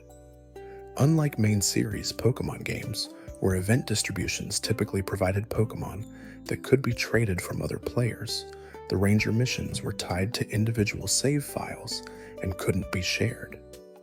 If you missed an event mission, there was no legitimate way to experience that content unless you obtained a new copy of the game that somehow still had the mission downloaded, which was extremely rare. Years after the game's release, the Wi-Fi distribution system that delivered these missions was shut down entirely, making it permanently impossible to obtain event missions through official means. Players who want to experience the full content of Guardian Signs now must resort to unofficial methods like hacked save files or modified distribution events created by fans. The official content still exists in the game's code, but there's no official path to access it, creating a form of abandoned content that exists but can't be reached. This approach to time-limited content represents a design philosophy that prioritizes event-driven engagement over long-term accessibility. By making missions available only during specific windows, the game created urgency and encouraged players to check in regularly for new content. However, this came at the cost of permanently locking out later players from portions of the game. The balance between creating timely events and ensuring lasting accessibility is difficult, and Guardian Signs leaned heavily toward the former, resulting in a game where significant content is now functionally lost to time for most players. As we drift a little deeper into this topic, we encounter questions about preservation and access. When game content is time-limited and tied to online services that eventually shut down, what happens to that content? Is it lost forever, or does the community have a right to preserve it through unofficial means? Guardian Signs' inaccessible event missions sit at the center of this question, representing content that officially exists but can no longer be experienced through legitimate channels. In Pokémon XD Gale of Darkness, there's a mechanic called purification that allows players to restore shadow Pokémon to their normal state by reducing their heart gauge through battle and care. However, the purification system includes a hidden element where certain combinations of Pokémon in your party will provide passive heart gauge reduction even when you're not actively working on purifying. These passive reduction effects stack based on the types and species of Pokémon you're carrying, creating an optimization puzzle for players who want to purify shadow Pokémon as quickly as possible. The passive purification mechanics aren't explained clearly in the game, and many players will purify their shadow Pokémon through normal means without realizing they could have sped up the process significantly by optimizing their party composition. Players who research the mechanics and build parties specifically designed for rapid purification can complete the process much faster than those who approach it casually. This creates another knowledge gap where informed players have a significant efficiency advantage that the game never explicitly teaches. The hidden nature of passive purification bonuses represents a design choice that rewards experimentation and research without requiring it. Players who want to engage deeply with the system can discover or look up the optimization strategies and use them to their advantage. Players who prefer a more casual approach can still purify all their shadow Pokémon through normal gameplay. It just takes longer. This optional optimization creates depth for players who want it, without making the game inaccessible for those who don't. What's interesting about XD's purification system is how it creates different playstyles within the same mechanical framework. Some players will view purification as a challenging optimization puzzle, carefully constructing parties to maximize heart gauge reduction and minimize time spent on the process. Others will treat it as a simple background task, occasionally checking their shadow Pokémon and purifying them when the gauge empties through normal play. Both approaches work, and the game accommodates both without forcing either one.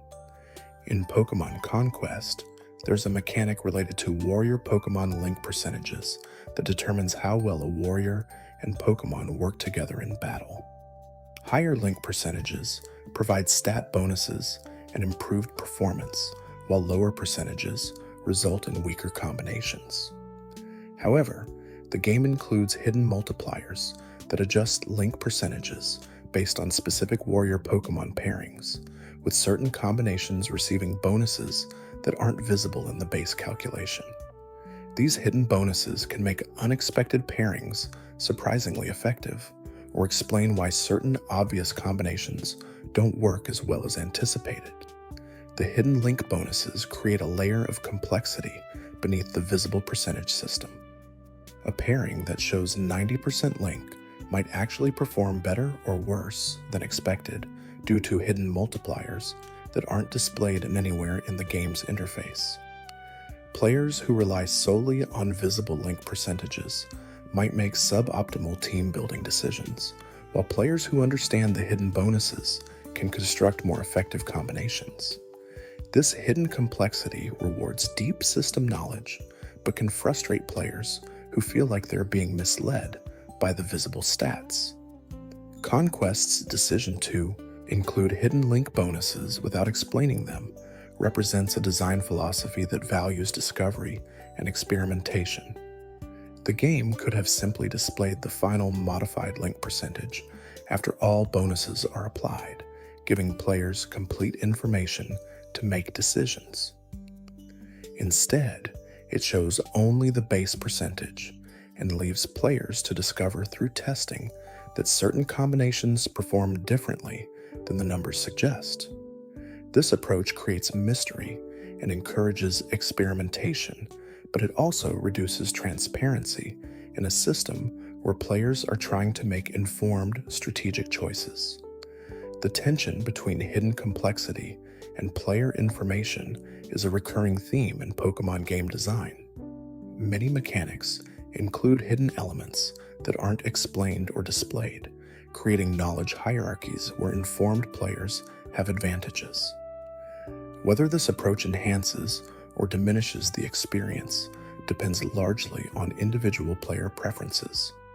Some enjoy discovering hidden mechanics and using them to optimize their strategies. Others prefer complete information and find hidden mechanics frustrating or unnecessarily obscure.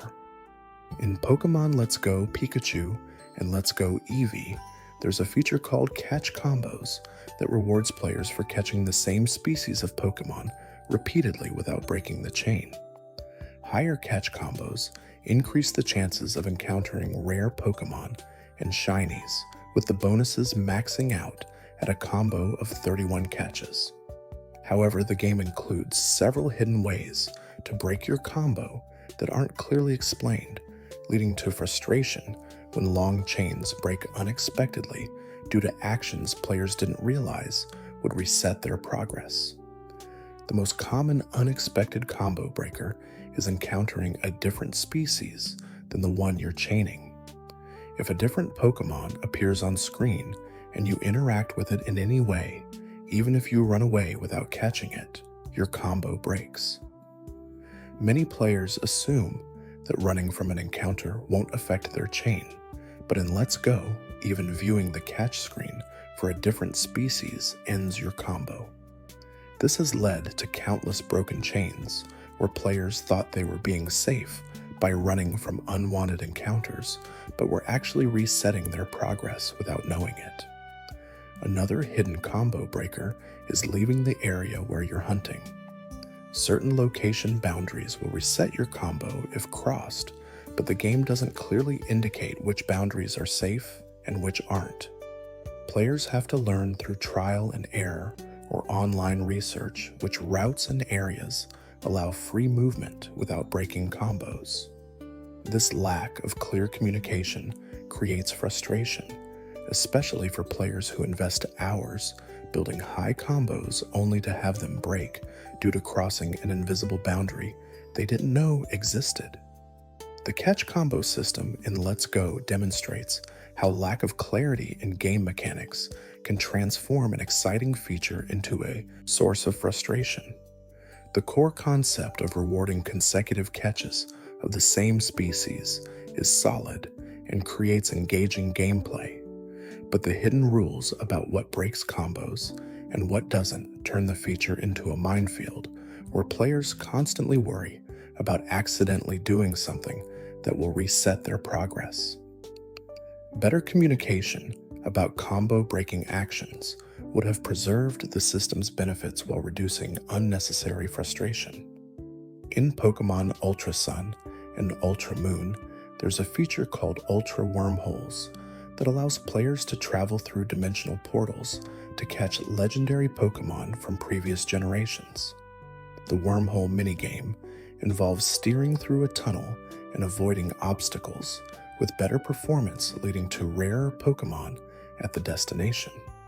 However, the minigame includes a hidden scoring system that's more complex than it appears, with multiple factors contributing to the final rarity tier of the Pokémon you'll encounter.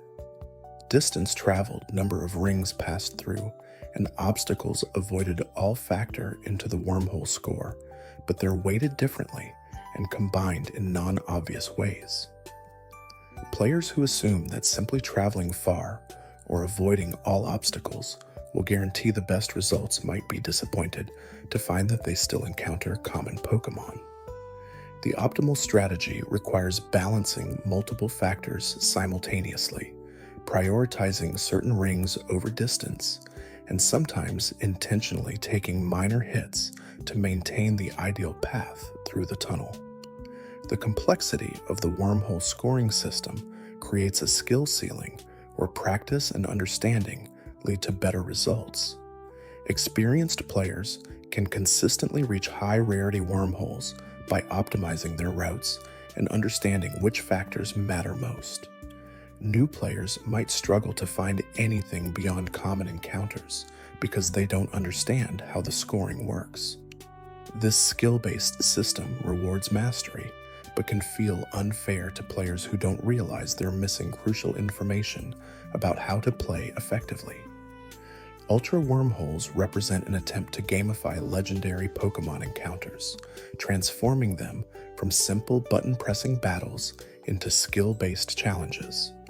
The approach is creative and adds replay value to legendary hunting, but the lack of clear explanation about scoring mechanics creates unnecessary barriers to entry. A more transparent scoring display or better tutorial information could have preserved the skill-based challenge while making the system more accessible to players who don't research optimal strategies online. In Pokémon Stadium for the Nintendo 64, there's a peculiar inconsistency in how certain moves are animated compared to their Game Boy counterparts. The move Earthquake, for example, creates a dramatic shaking effect in Stadium where the entire battlefield tilts and rocks, with pieces of terrain visibly crumbling. This theatrical representation makes Earthquake feel powerful and devastating in a way the simple Game Boy text descriptions never could. However, the animation doesn't match how Earthquake actually works mechanically in the games, creating a disconnect between visual representation and game function. Stadium's animations prioritize spectacle over mechanical accuracy, choosing to make moves look impressive even if the visual didn't perfectly represent what was happening in the code. This was a deliberate choice, given the technical capabilities of the Nintendo 64, which could render three-dimensional battles that the Game Boy's two-dimensional sprites couldn't match. The developers decided that making moves look and feel powerful was more important than creating animations that precisely reflected the mathematical damage calculations happening behind the scenes. For players experiencing Stadium, the animations added weight and impact to battles that felt more immediate and visceral than the abstract numbers of the handheld games. The choice to prioritize visual spectacle created a version of Pokémon battles that felt different from the source material while still recognizing familiar. Earthquake still hit all adjacent Pokémon in double battles, still dealt damage based on the same stats and type matchups, but looked completely different when rendered in 3 dimensions. This split between mechanical consistency and visual interpretation would continue through later console Pokémon games, each finding its own balance between staying true to the source material and leveraging new hardware to create more dramatic presentations. In the Pokémon trading card game for Game Boy Color, there's a specific AI opponent named Ronald, who uses a deck focused on water-type Pokémon. Ronald appears in the Water Club and presents a moderate challenge for players progressing through the game's story mode. However, Ronald has a peculiar behavior in how he plays his energy cards. He will almost always attach energy to his active Pokémon even when he has benched Pokémon that would benefit more from the energy, creating suboptimal plays that careful players can exploit. This isn't a random occurrence or occasional mistake. It's a consistent pattern in how his AI is programmed to make decisions. The predictability of Ronald's energy attachment creates an exploitable weakness in his strategy. Players who recognize the pattern can use it to their advantage, setting up situations where Ronald wastes turns attaching energy to a Pokémon that can't effectively use it while leaving his bench underdeveloped. This kind of AI flaw is common in older games, where processing limitations made it difficult to program truly intelligent opponents. Instead, the AI follows relatively simple decision trees that can be gamed once you understand the rules governing its behavior. What makes Ronald's AI interesting is how representative it is of the larger challenge in creating computer opponents for strategic games. A perfect AI that always makes optimal plays would be too difficult for most players and would feel unfair. But an AI that's too predictable or makes obviously bad decisions feels boring and removes the challenge.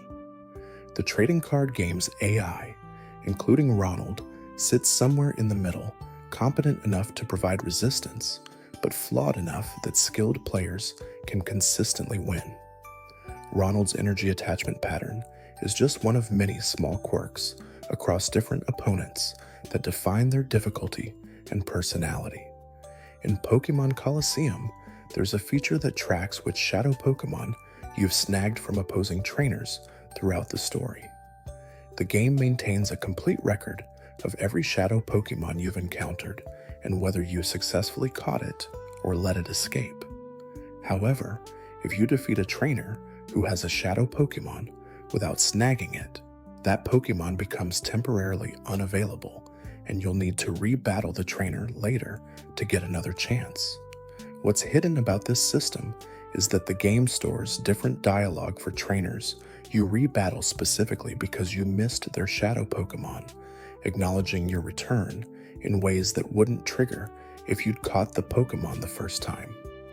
This reactive dialogue creates a subtle acknowledgement of player failure that most players might not notice. The trainer doesn't explicitly say, "You came back because you missed my shadow Pokémon," but the dialogue is different enough that attentive players can tell the game knows why they're there.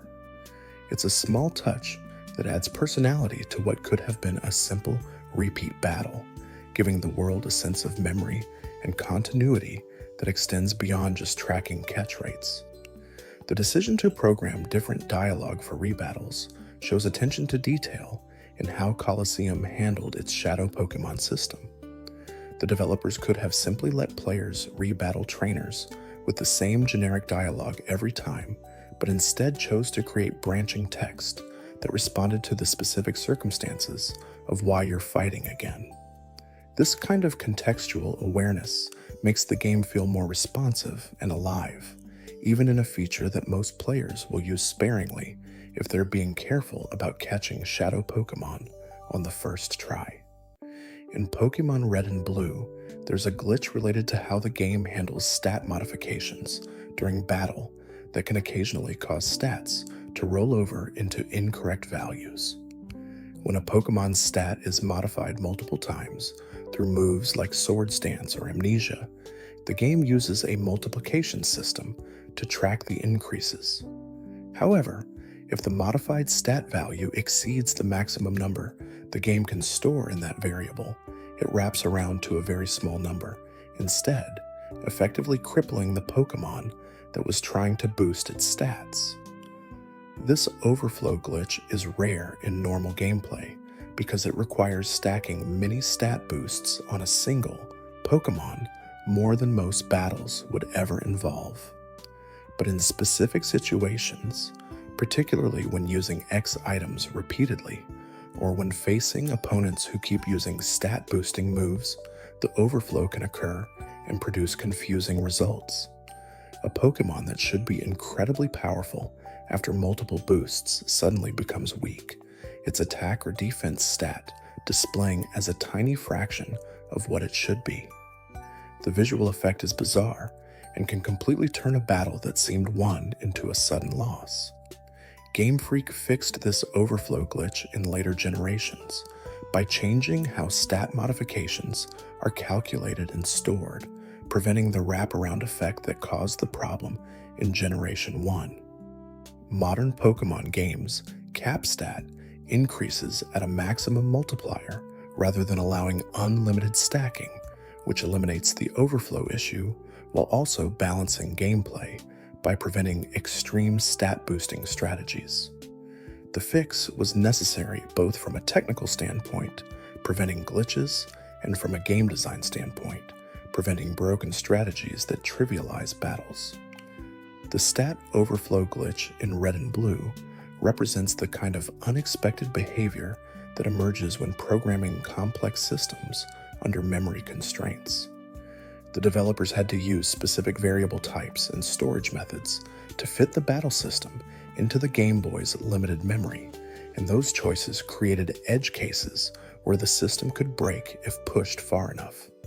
Most players never encountered the glitch, but for those who did, it was a confusing and frustrating experience that seemed to contradict the basic rules of how stat modifications should work. In Pokémon Heart Gold and Soul Silver, there's a feature where your lead Pokémon follows behind you as you walk through the game world, visible as a sprite that matches whatever species is first in your party. This following Pokémon can be interacted with by turning around and pressing the button to check on it, which produces different messages depending on the Pokémon's happiness, species, and current location.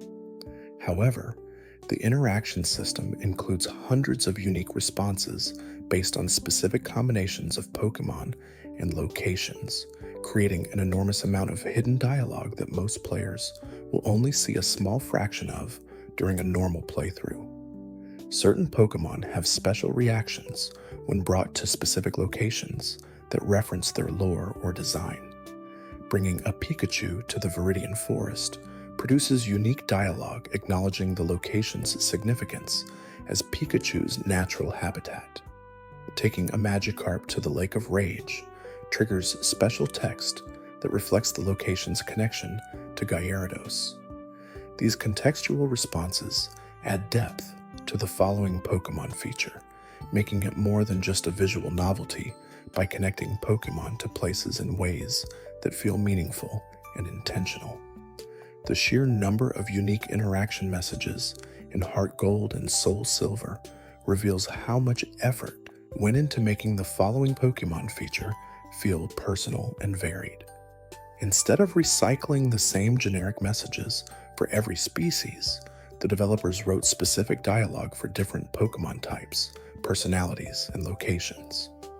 This attention to detail made the feature more engaging for players who took the time to experiment with different Pokémon in different places, rewarding exploration and party variety with new text that added character to each species.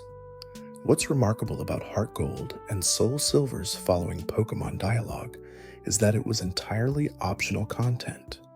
The game would have functioned perfectly fine with much simpler generic messages, and most players wouldn't have complained. But the developers chose to invest resources in creating hundreds of unique responses anyway, adding a layer of polish and personality that elevated the feature from a simple gimmick to something that genuinely enhanced the connection between players and their Pokémon.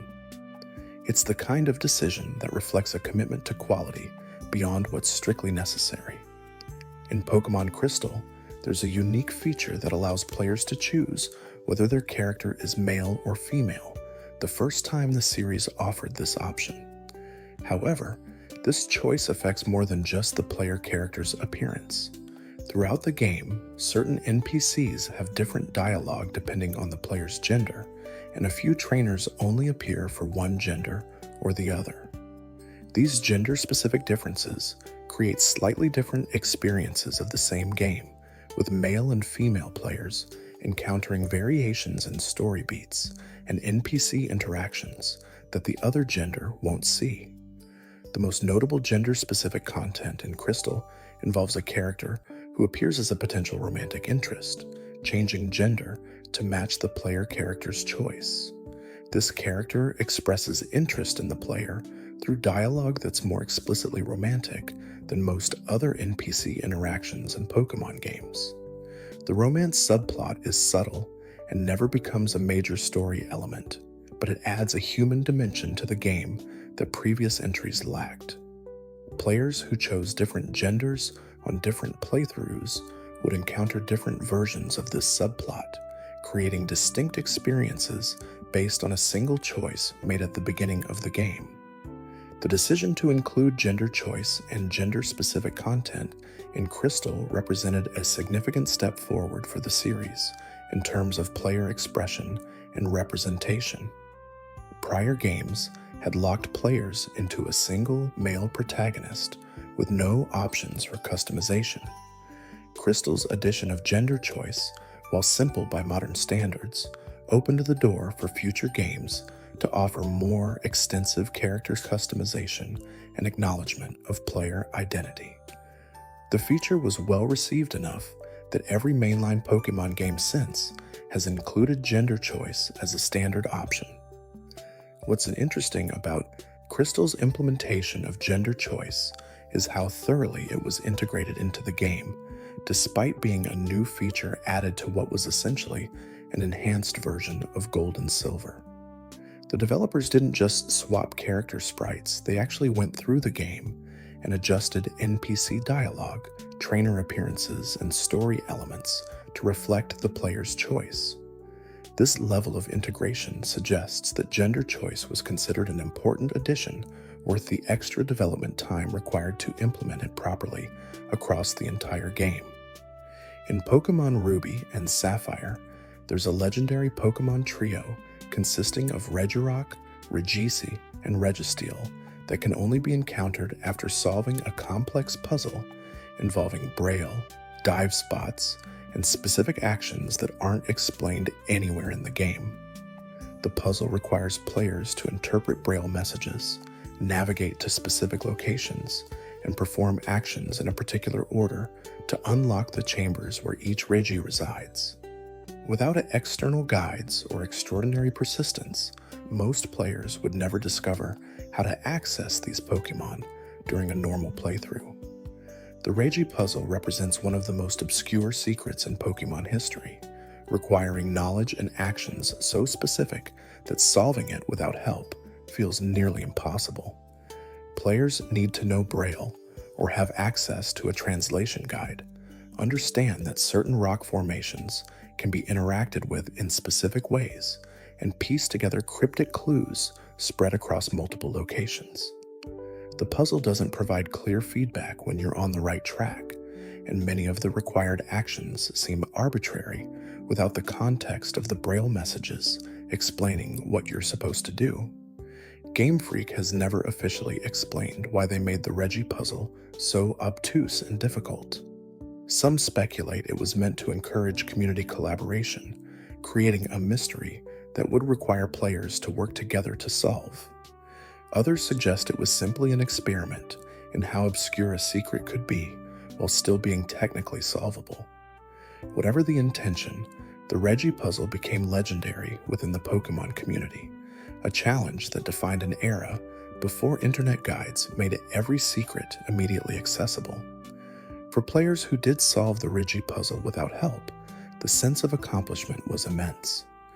Deciphering the Braille clues, finding the hidden chambers, and finally encountering the legendary Pokémon felt like a genuine achievement earned through patience and problem solving.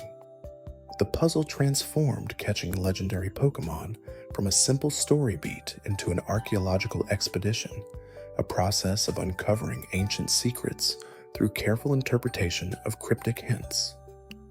This approach to legendary encounters hasn't been repeated in quite the same way in later games, making the Reggie puzzle a unique moment in the series' history. In Pokémon Diamond, Pearl, and Platinum, there's a glitch involving the man in Orberg City who gives the player a Poketch, the game's smartwatch device used for various functions. If players manipulate their position using specific movement inputs at the exact moment the man tries to give them the Poketch, they can interrupt the script and receive the Poketch while also remaining in a state where the game thinks they haven't received it yet. This creates a soft lock situation where certain story events won't progress because the game is waiting for a flag that will never be set properly.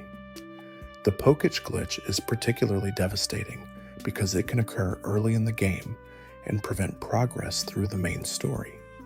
Players who accidentally trigger the glitch might not realize what went wrong until much later when they discover that certain NPCs won't interact with them or story events won't trigger.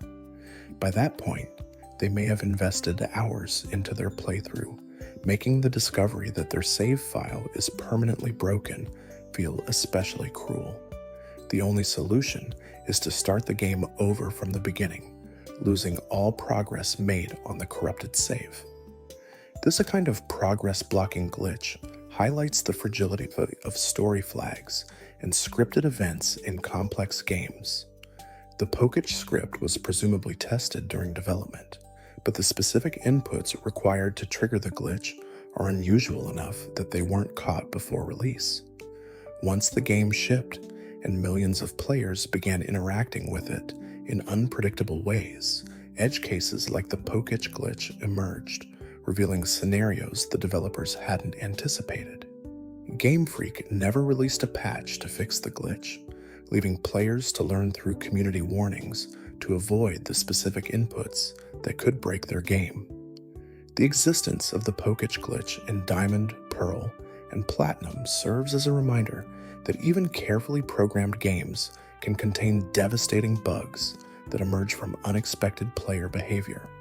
The glitch doesn't require any special tools or hacking, just specific timing and movement that a player might accidentally perform during normal gameplay. For the unlucky players who triggered it without knowing what they were doing, the glitch has transformed a positive moment in the game, receiving a useful tool into the beginning of a broken save file that couldn't be repaired. In Pokémon Black 2 and White 2, there's a location called the White Tree Hollow or Black Tower, depending on which version you're playing, that serves as an extensive post-game challenge area.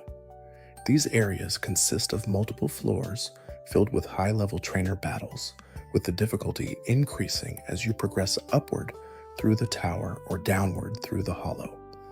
However, hidden within these locations is a rare encounter system where certain floors can spawn legendary Pokémon from previous generations as extremely rare wild encounters.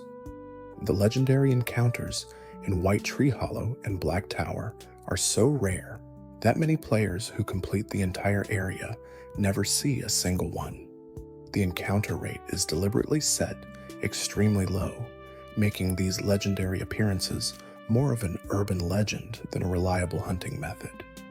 Players who do encounter legendaries in these areas often can't believe what they're seeing, wondering if they've stumbled onto a glitch or hacked content. But the encounters are legitimate, just extraordinarily rare, programmed into the game as ultra-rare surprises for the most persistent players. What makes these legendary encounters particularly interesting is that they don't replace the more common methods of obtaining these Pokémon. Most of the legendaries that can appear in White Tree Hollow and Black Tower are also available through other means, either as post-game roaming encounters or through special events. The Tower and Hollow encounters exist as an alternate path, a stroke of luck that might allow a player to catch a legendary they were planning to hunt through more reliable methods. This redundancy suggests the encounters were added as a bonus feature rather than as the intended way to obtain these Pokémon. The existence of ultra-rare legendary encounters in Black 2 and White 2 reflects a design philosophy that values surprise and unpredictability in post-game content. Not every reward needs to be guaranteed or easily obtainable. Sometimes the most memorable experiences come from unexpected moments when something incredibly rare happens without planning or preparation.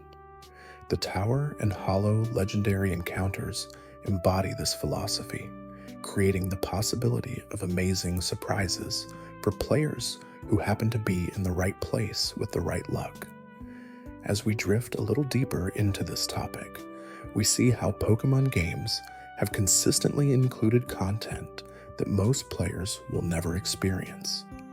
Rare encounters, hidden dialogue, obscure puzzles, and glitched behaviors all exist in the margins of normal gameplay, creating layers of discovery for players willing to look deeper. These hidden elements don't fundamentally change the core experience of playing through the story and catching Pokémon, but they add texture and depth to the games that reward curiosity and persistence. In Pokémon Emerald, there's a cloning glitch involving the Battle Tower that allows players to duplicate Pokémon and items through careful timing of save file manipulation. The glitch requires depositing Pokémon into the PC, saving the game at a specific moment during the Battle Tower challenge, then turning off the console before the save completes. If executed correctly, this creates a save file that contains both the deposited Pokémon in the PC and the same Pokémon still in the player's party, effectively duplicating them along with any items they're holding. The Battle Tower cloning glitch became widely known in the Pokémon community and was extensively used by players who wanted to duplicate rare Pokémon or valuable items without trading. Shiny Pokémon, legendary Pokémon, and rare items like Master Balls could all be cloned through this method, giving players access to multiples of things that were supposed to be unique or limited. The glitch undermined the scarcity mechanics that were supposed to make certain Pokémon and items special, but it also provided a way for players to share rare finds with friends without permanently giving up their own copies. Game Freak was presumably aware of the cloning glitch, but chose not to patch it in later versions of Emerald. This decision might reflect an acknowledgement that some players valued the ability to duplicate Pokémon more than they valued strict scarcity enforcement. Or perhaps the glitch was too deeply embedded in how the save system worked to physics without risking other problems.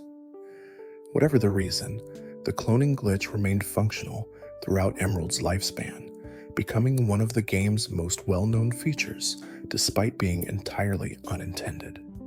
The cloning glitch represents a category of exploits that enhance player convenience at the cost of undermining designed limitations. For players who felt frustrated by the inability to get multiple legendary Pokémon, or who wanted to share their shinies with friends without trading them away, the glitch was a welcome tool that made the game more enjoyable. For players who valued the challenge and scarcity of rare Pokémon, the glitch's existence cheapened accomplishments by making everything duplicatable. Both perspectives are valid, and the glitch's legacy remains controversial among players with different values about what makes Pokémon meaningful. In Pokémon Sun and Moon, there's a Rotom character integrated into the player's Pokédex that provides commentary and advice throughout the adventure. Rotom Dex has a hidden friendship system that tracks how often you interact with it and how you respond to its dialogue prompts. Higher friendship levels unlock additional features like Rotom powers, temporary boosts that can be activated during gameplay. However, the friendship system includes specific interaction patterns that Rotom Dex responds to differently, with some patterns increasing friendship faster than others in ways the game never explicitly explains. The optimal way to raise Rotom Dex friendship involves interacting with it at specific intervals and responding to its questions in particular ways, but this information isn't provided in-game. Players who interact with Rotom Dex randomly or ignore it entirely will have much lower friendship than players who understand the underlying system and optimize their interactions.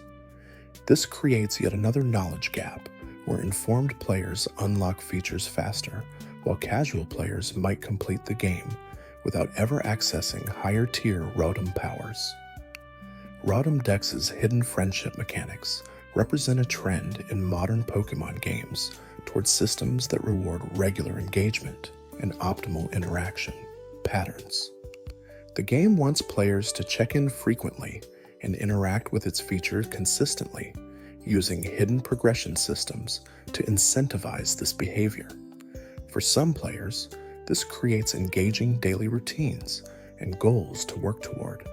For others, it feels like the game is demanding attention and punishing players who don't interact with it in exactly the right way. The decision to make Rotom Dex's friendship system partially hidden reflects a broader design philosophy in Sun and Moon, where many mechanics exist beneath the surface, requiring research or experimentation to fully understand. The game provides basic information about how features work, but withholds the details needed to use them optimally. This approach creates depth for players who enjoy optimization and research, while potentially frustrating players who prefer transparent systems they can understand without external resources. In Pokémon Sword and Shield, there's a curry-making minigame that allows players to cook meals with their Pokémon at camp. The curry system includes ratings based on how well you perform during the cooking process, with better ratings providing superior benefits to your Pokémon's stats and happiness. However, the rating system includes hidden factors beyond just the timing minigame performance, including the specific ingredients used, the berries selected, and even the types of Pokémon in your party during cooking. The hidden complexity of the curry rating system means that players who think they're doing everything right during the cooking minigame might still receive lower ratings than expected due to factors they don't realize matter.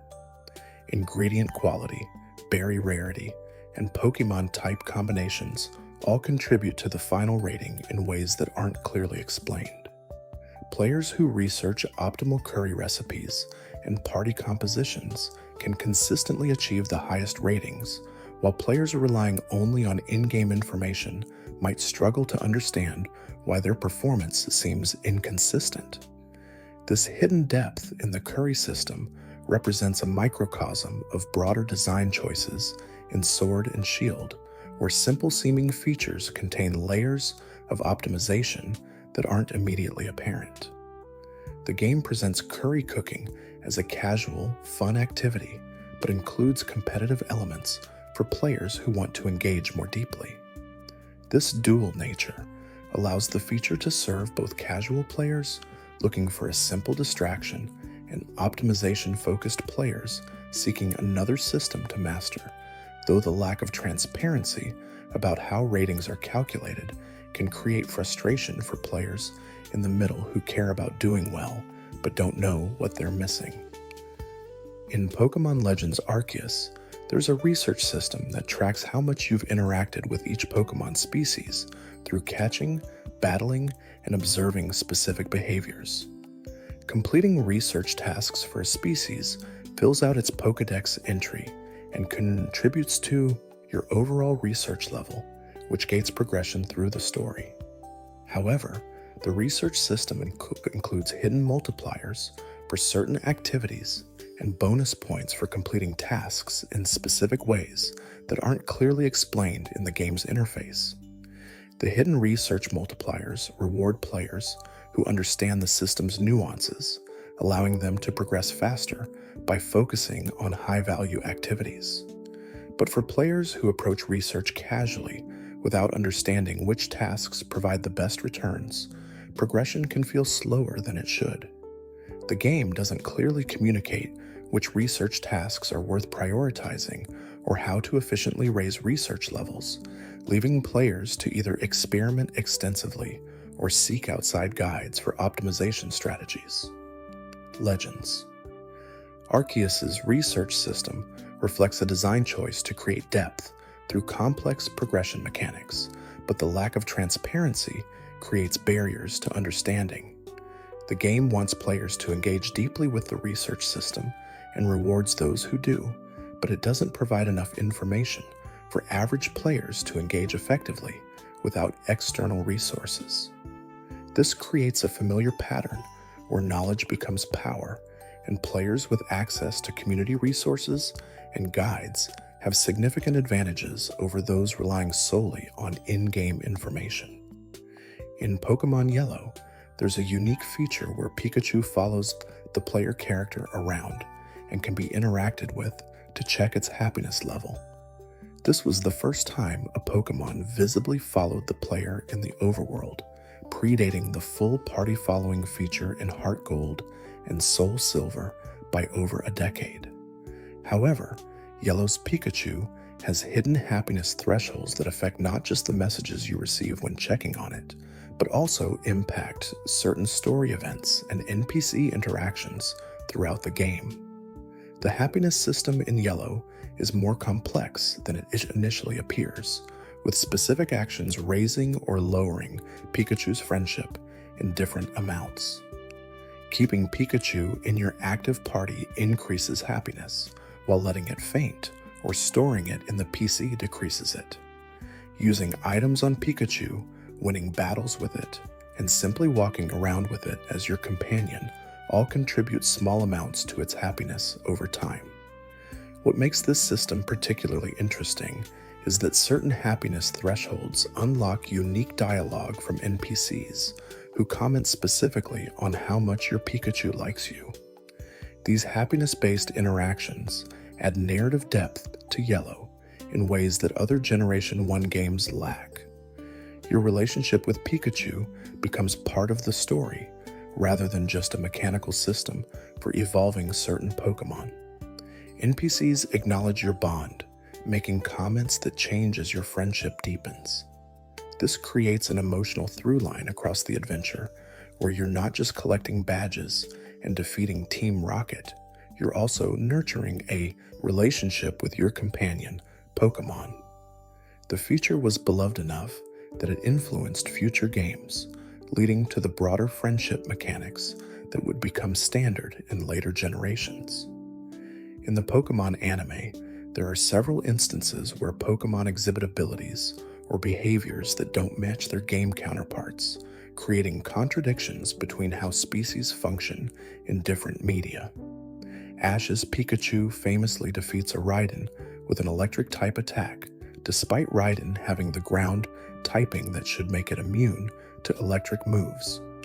The anime explains this by having Pikachu target Raiden's horn specifically, creating a weakness that doesn't exist in the game mechanics. These anime-exclusive interactions have occasionally influenced game design in subtle ways, with later games sometimes referencing or incorporating concepts that originated in the show. The relationship between the anime and games has always been complex, with each influencing the other while maintaining separate continuities and rules.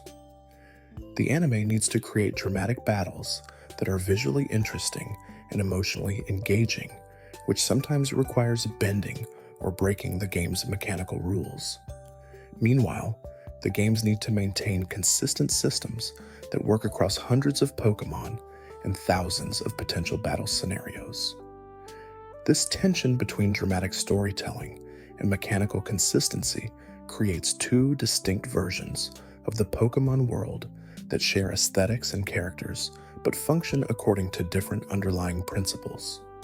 For players who experience both the games and anime, these contradictions can be confusing or frustrating. A child who watches Pikachu defeat ground types on TV might expect the same to work in their game, only to discover that the rules are different. However, for most fans, the contradictions are simply accepted as part of how different media interpret the same source material. The anime tells stories, the games provide interactive experiences, and while they share a foundation, they don't need to be mechanically identical to both be valid interpretations of the Pokémon world. In Pokémon Ruby and Sapphire, there's a weather system that affects certain routes and areas, with rain, harsh sunlight, or sandstorms appearing based on the player's location.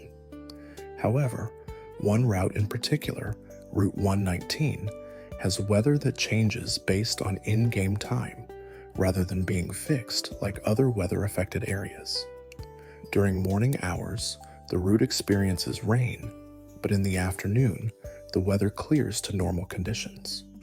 This time-based weather variation is unique to this specific route and wasn't repeated in the same way in later games. The dynamic weather on Route 119 creates a subtle environmental detail that most players might not consciously notice, but contributes to the sense that the game world operates according to its own internal logic. The fact that weather can change based on time suggests a living world where conditions shift naturally rather than remaining static. For players who pay attention to these details, the time-based weather adds another layer of immersion, making the routes feel less like static game levels and more like real places with their own atmospheric patterns. Game Freak has experimented with dynamic weather systems throughout the series, with some games featuring more elaborate implementations than others. The Hoenn region's weather patterns in Ruby and Sapphire were relatively simple, but they established a foundation that would be expanded in later generations. By the time of Sword and Shield's Wild Area, weather had become a central gameplay element that rotated on a daily basis and significantly affected which Pokémon could be encountered. The time-based weather on Route 119 in Hoenn represents an early step in this evolution toward more dynamic environmental systems. In Pokémon Fire Red and Leaf Green, there's a hidden mechanic involving the Teachy-TV, an item that provides tutorial information about various game systems. The Teachy-TV can be accessed from the Key Items pocket and plays short instructional videos about catching Pokémon, using items, and understanding status conditions. However, the Teachy-TV includes content that changes based on your progress through the game, with new tutorials becoming available as you unlock new features and mechanics.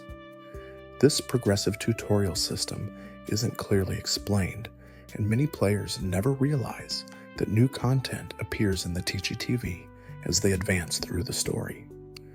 The hidden progressive nature of the Teachy-TV's content reflects a tutorial design philosophy where information is provided when it becomes relevant rather than all at once at the beginning of the game. This approach prevents overwhelming new players with too much information before they need it, instead gradually introducing concepts as they become important.